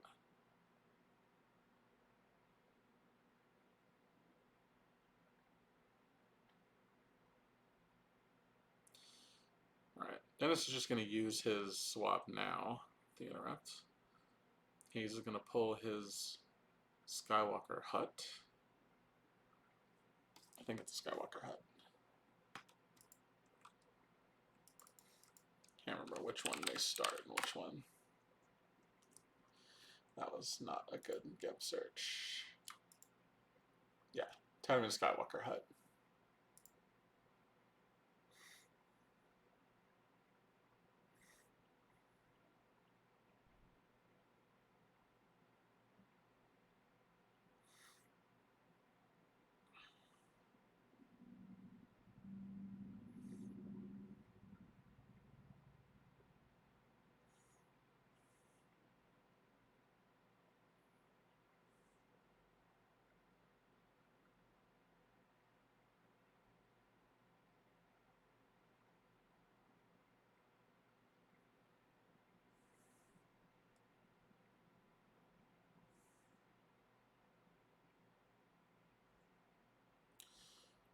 Alright, so now Dennis activates both players just consolidating on turn 1.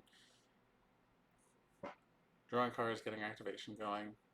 Dennis did get his Executor Docking Bay. He's going to play Accelerate. Trying to get the Blockade Flagship Bridge. Did find it. Alright, Dennis probably really wants to get his damage going here. So playing some kind of walker to the 5th marker is probably going to be on the agenda here. 3rd marker, you're going to want to wait until you feel well established to weather an attack, but you can just put, you know, walker and a pilot to the 5th marker, and then it's going to be incumbent on Hayes to have a spy to actually attack you with. Excuse me, sorry. Tried to mute myself and failed. that looks like security precautions. Oh no, that's command. Sorry, to pull veers.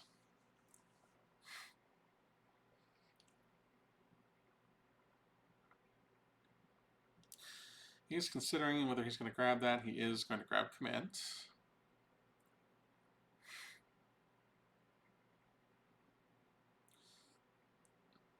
Bridge is in play, yeah. And he's going to play another copy of the, this is pod racing. He's going to grab the nightclub now.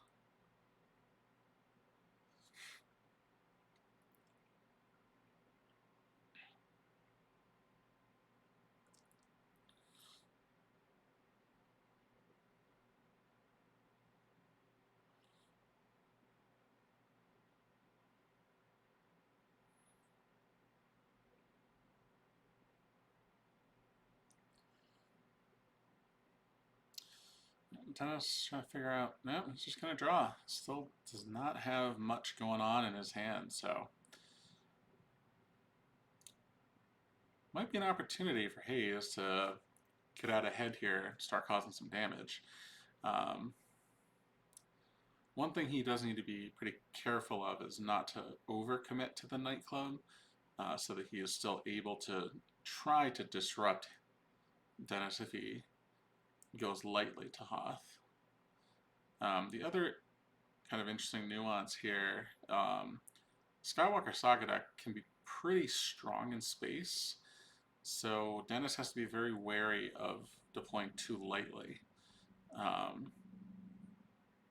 because it can be easy to get blown out. Alright, Hayes plays the Skywalker HUD. He's going to go looking for 3PO. Presumably deck does not have Shmi Skywalker to deploy, so it should be just 3PO. Yeah, alright, finds 3PO.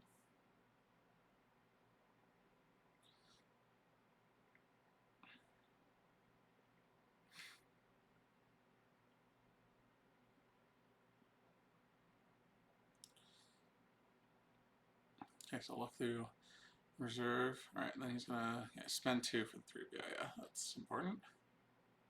Wouldn't be too surprised if Hayes just continues to set up here. I mean, pressure is on Hayes. He has to win by 11 or 12 in order to advance, but not too difficult to do that just in the normal course of the game. So as long as Dennis has not done anything, it might be fine for Hayes to also not do anything.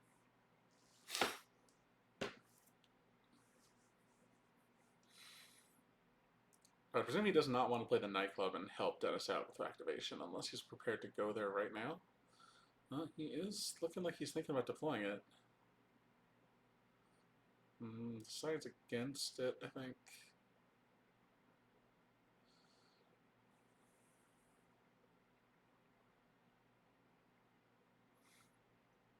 Yeah, so he's just going to draw.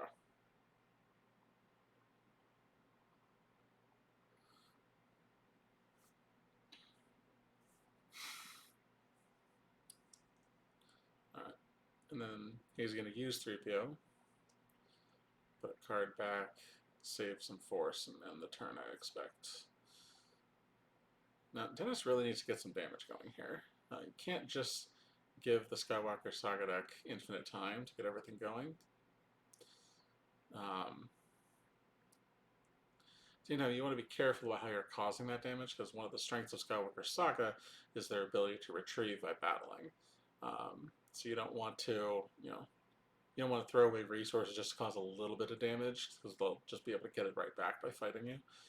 If you can set up securely at the 5th marker so they can't easily attack you, that's going to make it a lot more palatable to get damage going and move the game along. So this is going to play Accelerate to get an effect.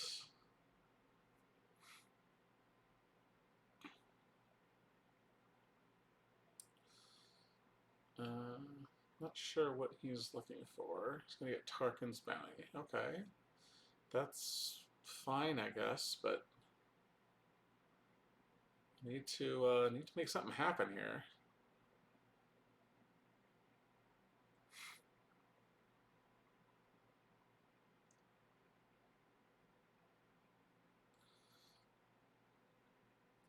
Darkest Bounty will help him a little later, but he's got to set something up first.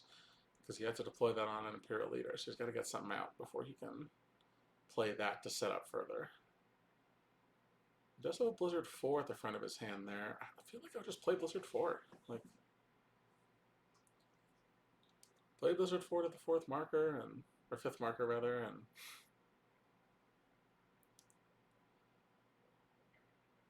get an Imperial Leader. Next turn you can play Darken's Bounty.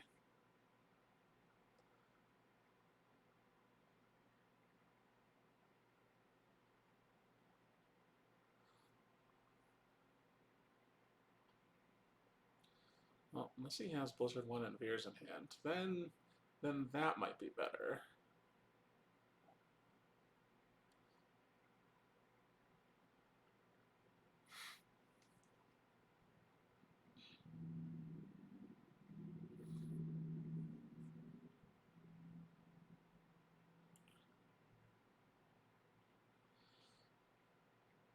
One thing, of course, with the hand size shield, just sitting and drawing, it's not. Oh, okay. Yeah, he's not going to do anything. He's just going to not even draw, just save a pile of force.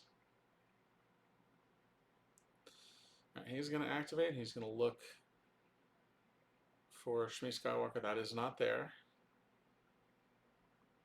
He did find the lightsaber. I think that's the primary thing he was looking for. Also looking to find the ship matches for best star pilot. You want to have an idea of where those are, even if you're not planning on using them this turn. But pulling the saber to the front definitely indicates that that's his plan for the turn. I think you have to do that verify, though. You can't just look.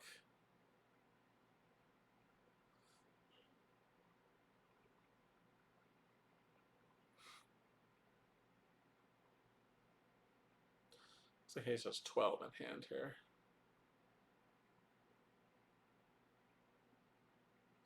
Okay, so he is given the verify now, so.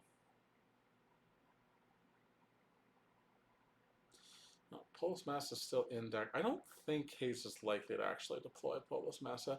I think trying to choke him at the site, or at one system, makes a lot of sense. So Hayes is going to play Yoda from deck using the text on the Jedi Council chamber.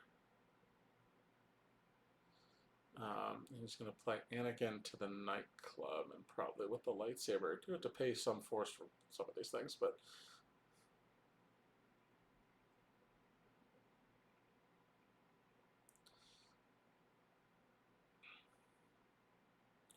all right. So he's going to threaten on the ground here. Oh yeah, he's remembering he has to pay. I think maybe someone's got to pay some force sometime.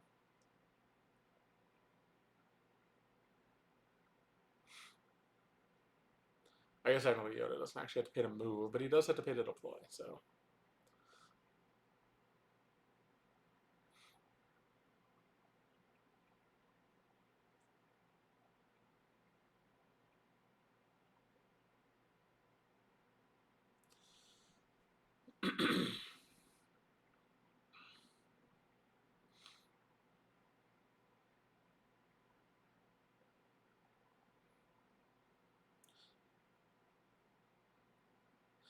So 10 for the 2 Jedi.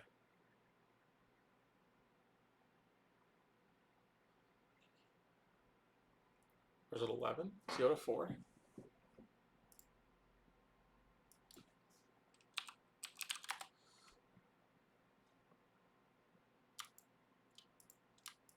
Yoda is 4. And then he adds somebody with Anakin. I can't tell who with the glare. I think Ahsoka, probably? Yeah, because Ahsoka doesn't do anything against the walkers, so may as well play her there.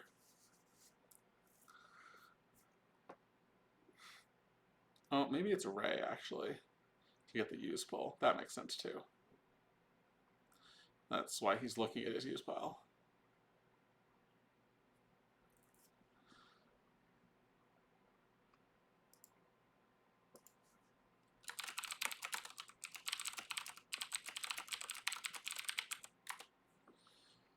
Okay. So he takes a card in hand from used with Ray.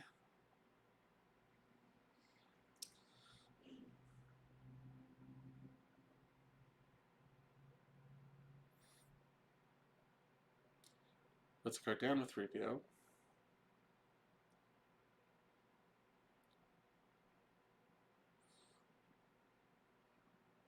Plays I don't like sand. Projection and Anakin Padawan learner. And then Yoda will just relocate for free. And Hayes will pass.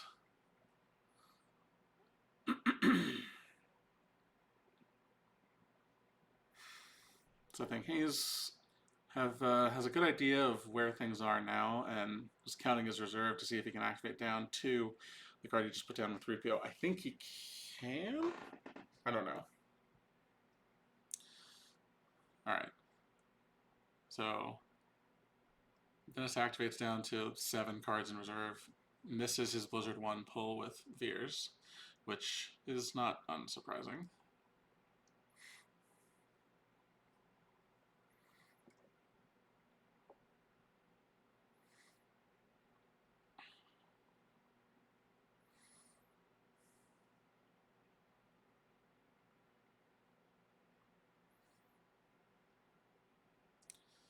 So now Hayes is threatening to do 3 damage here with the strain. We'll see what Dennis can do to counteract that. And he does have the Blizzard 4. He did just get to look at his deck. He's going to decline the deploy because I think he doesn't have a character to pull with it anyway. So I think it was a Kylo. Alright, and then Arica.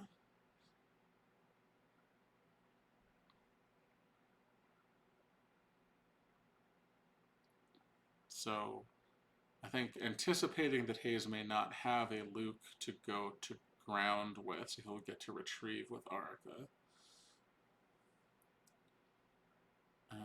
Does he have anything else here?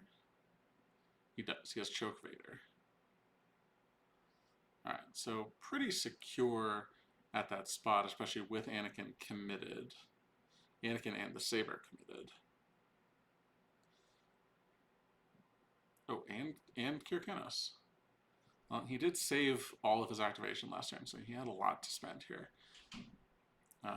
Can't pull Minkai because we know it's not in deck already. He is going to pull Battle Plan.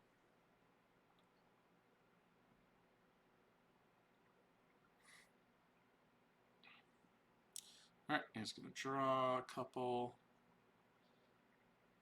He's just going to use 3PO.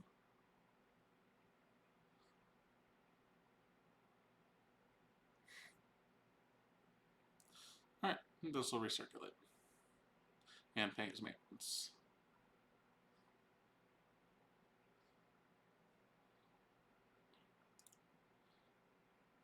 So we'll see what Hayes does here now. Looks like it's 2, 4, 6, 8, 10, 12, 13, 14. I think activation.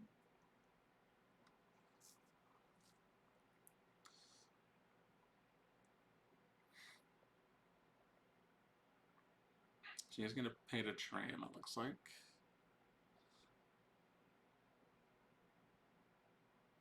Train of 4. Might be worth tentacling that, but maybe not. Just going to lose. He's going to lose Mass Remove combo, which if he already has his Gek is fine. Figuring out what the last 3 cards are going to be. They lose to the strain. Second Blizzard 4 from hand, and then off the top, Accelerate and Walker Garrison. Good Destinies, but not too much to worry about yet.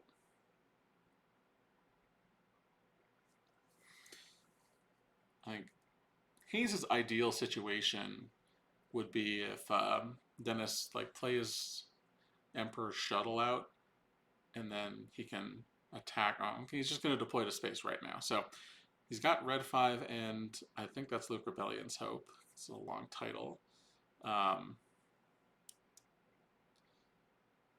And then we knew he had an X-Wing cans in hand previously. He's used 3PO a couple of times, so he might have put that card back, but I kind of don't think he would. 6 on top of that. What for? Oh, Hunching the Falcon and X-Wing Major Cannons. Alright, so he's got to feel pretty secure in space now. He's got Destiny to Power or Attrition, Destiny to Power, Battle Listening. He can shoot somebody down with the cannons, so that's going to be pretty tough for it's going to be pretty tough for Dennis to crack that. Now, Dennis is going to get to cause his free damage with Prepare for Service. Or you may start your landing? You may start your landing. I think I've been saying the wrong card the whole time. You may start your landing.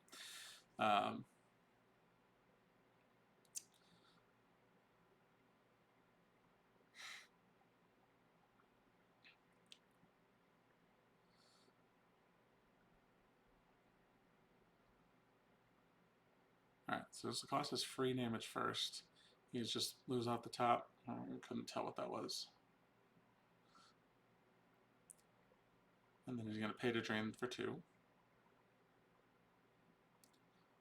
I wonder if Hayes has... yeah, he's playing Simple Tricks now. Before the drain for 2. I think it was 2 red cards. That one's a speak. I can't tell what the one before it was. Possibly Dennis should have retrieved first. Much Anger. Yeah, Much Anger would be pretty good. Much Anger in him with a Cloaking Maul ship would be pretty powerful here. Ozzel and Tarkin's Bounty. Because none of the Imperials are leaders yet.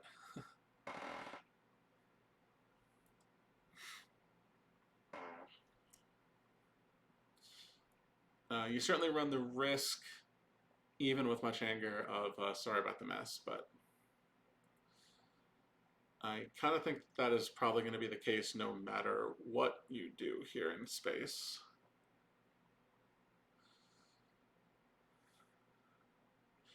I suppose the plus side of that is I would probably anticipate that this Saga deck would have sorry about the mess combo, and then you could cancel it with Imbalance or something like that, but we'll see what Dennis has been able to assemble. There's Blizzard 1 and Veers. Alright, and then he's going to move some stuff around here, I think. Blizzard 4 will move over. And then probably just everyone else, or I guess Kirkanos gets inside and then everyone else is outside. That makes sense.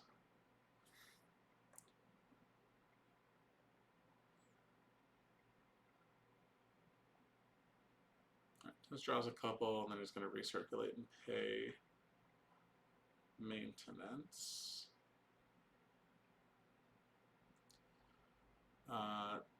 Attacking Arca, not very practical now, so there's really nobody that you can attack with profitably. I guess you'd be trading your Hujix for Arca, so I kind of feel like Arca's likely to stay on table. Although I guess Hayes has pinned him in here where there's only one. There's not a lot of good battleground options for Dennis to go to satisfy Simple Tricks.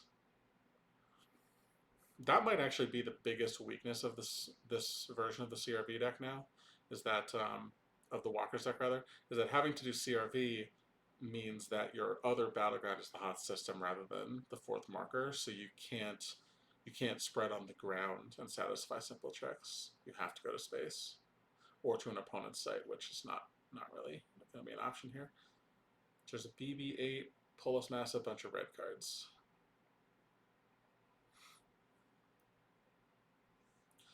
So Hayes is in the driver's seat here. He's causing 5 damage. It's going to be incumbent on Dennis to change the math. I mean, he's causing 4 back, but like he started the damage race behind, so he can't just stay behind the whole time. He's going to have to gonna have to do something. Simple tricks means he can't even like try to go to the Jedi Council chamber or the Tatooine sites. He just has to go to space. There's really nothing else. There's really no other options. And Hayes has his favorite card, Jyn Erso. What else does he have here to go after Blizzard for? I would imagine you want more than just that.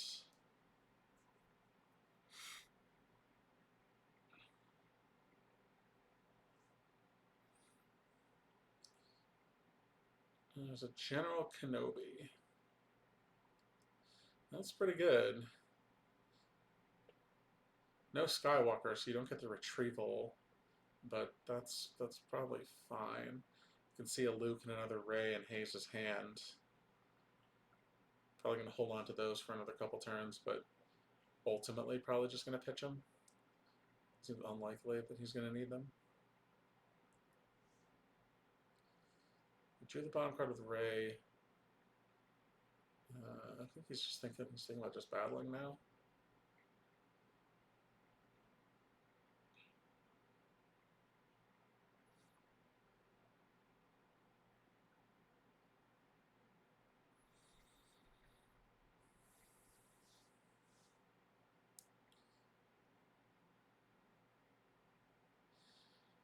And I might have, I don't know, might have added like Ozzel over there with Blizzard 4. So that we have a little bit of forfeit fodder in case they have something like this, but I don't know if it's really going to matter.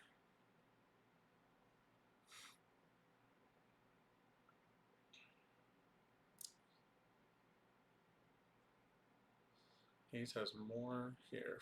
Paying 4 force. Is it Hera? He's going to add Hera. Hera doesn't do anything there, so I don't think that makes a lot of sense.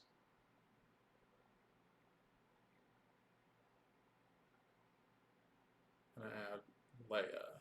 Okay, that also doesn't really do anything. I guess you get to retrieve 1 for the Skywalker now, so. But he's not going to because he has to pay for it.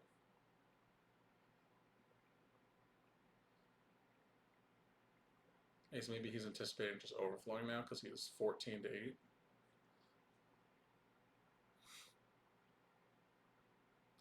Oh, 14 or 16 to 8 because of the Hoth system. And he's going to add a Destiny with leadership.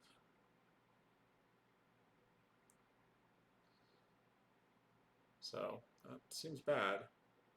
That's a 5 and a 6 and then some for Hayes against the 4.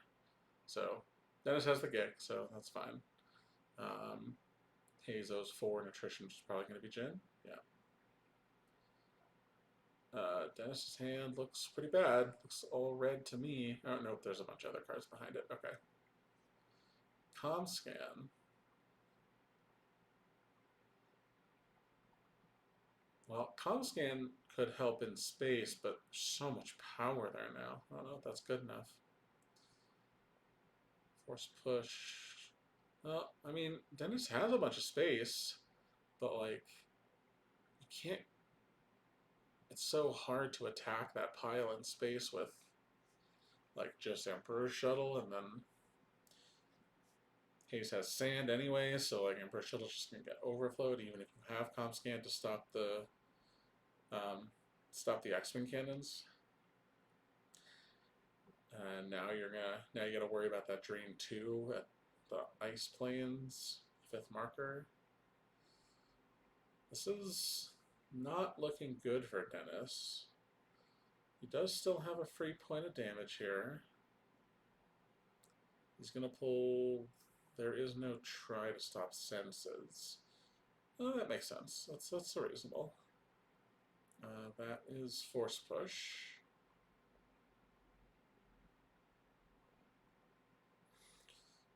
So Dennis is going to see what he can assemble here.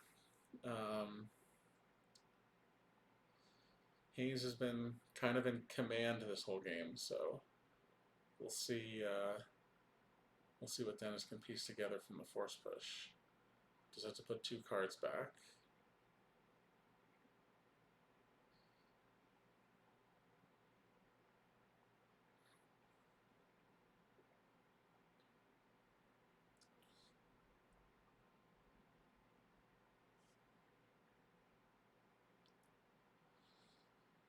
Alright, well, Dennis found something pretty quickly, so I think he had an idea what he was looking for in the first place. Let's see where it goes now.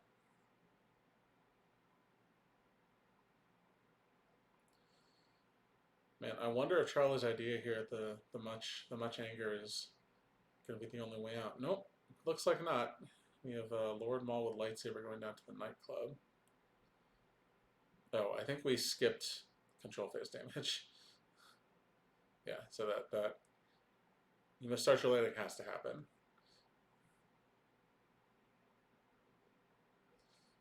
Alright, so Lord Maul with lightsaber coming down to the nightclub. There is a Phantom Menace. Sure. I mean, this battle's okay. Tarkin.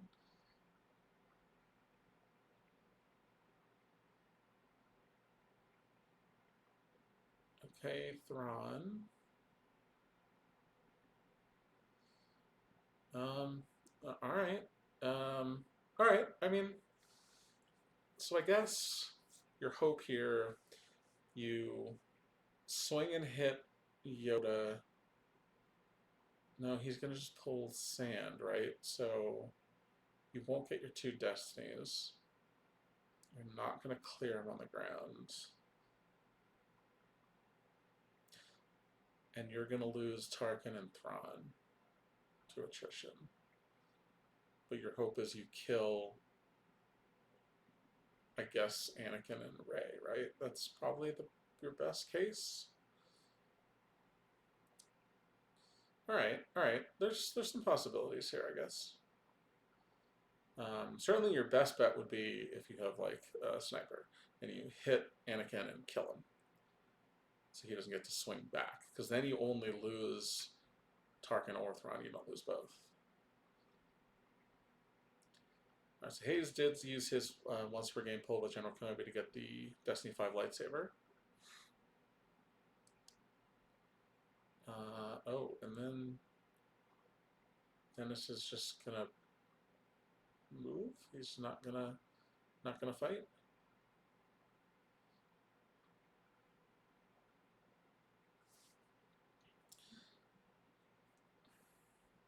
I guess not gonna fight does does make sense.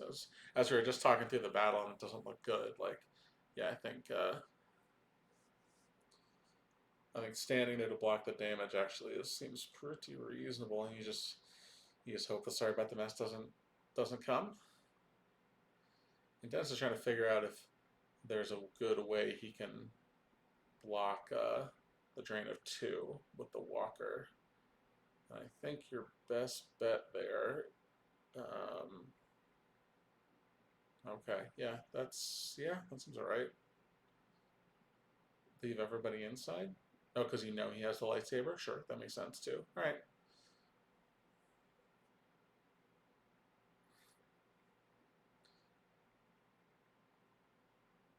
Alright, so he's gonna do his drain of 2 up there.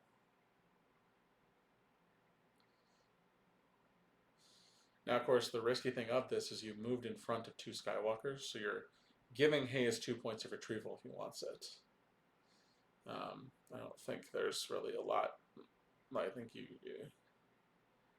have to kind of accept that at this point, but it is not ideal. It's not what you want. Dennis is also, of course, gambling that Hayes does not have anything to attack Arca with. So Hayes does have the sorry about the mess. Probably swing at Tarkin.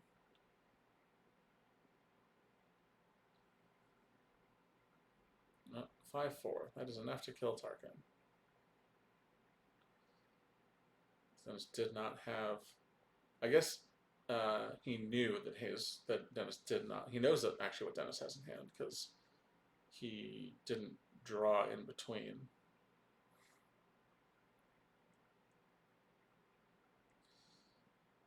I'm gonna do a strain of 2.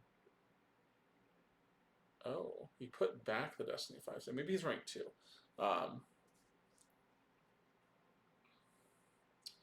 But solid Destinies in there for Hayes. 5 cards.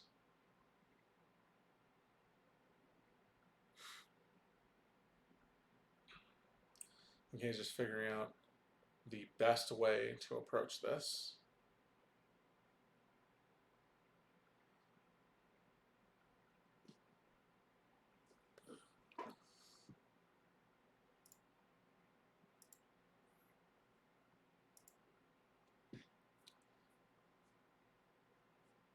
Six. No.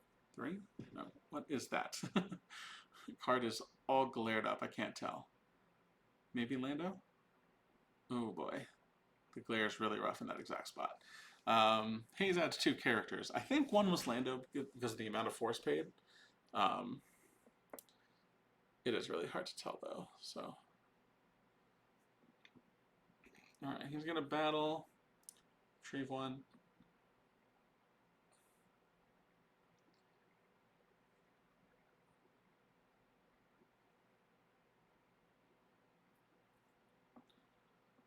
I think they're, I don't know what they're debating here.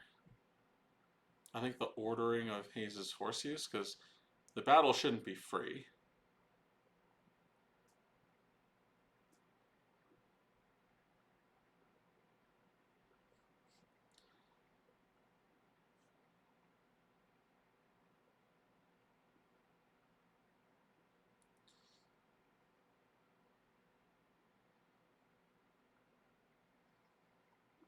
Yeah, he just needs to pay for the battle. That's what it was. Alright.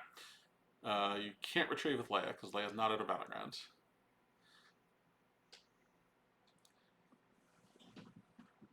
So now... Oh, Lando and Hera. That's who it is. So that looks real bad.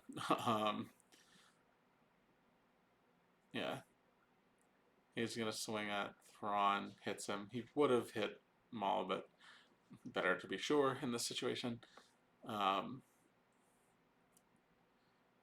gets a swing.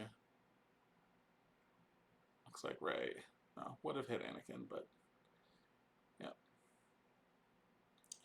Alright, and then 6, 4, 4 again, I think. So 15.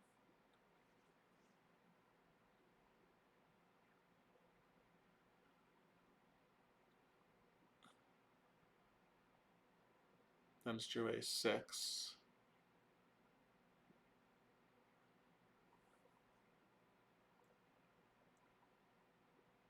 Oh, 6, 4, 5. So 16 total battle destiny. That's 10, 24 power. Dennis is going to concede to that because he spent his Gek already. Alright. Well, Hayes Hunter will advance to the finals. Looked like a pretty tough matchup, actually, for Dennis. I think this is actually a situation where having to switch to CRV over the slip sliding away really hurt him. Having to deploy that Hoth system when he didn't necessarily want to, and not having the second battleground on Hoth, all that was pretty rough. And then Dennis is saying like he couldn't find his Blizzard 1, which made it tough to go down securely. So yeah, draw didn't work out great, and matchup was a little tougher than it maybe appeared. So congratulations to Hayes. He'll be facing off against Jeff Levine in the finals. That'll be on the main table. I don't have the ability really to do an interview on this one, so I think that is going to wrap it up for us here. Thanks to everybody for watching the secondary stream here for us. I don't know if they're going to be taking a short break or something before they go back over to the main table, but head over to the main stream and they will catch you up with everything that's going on and where we're at with the finals of this tournament. So thanks everyone for watching and have a good rest of your day.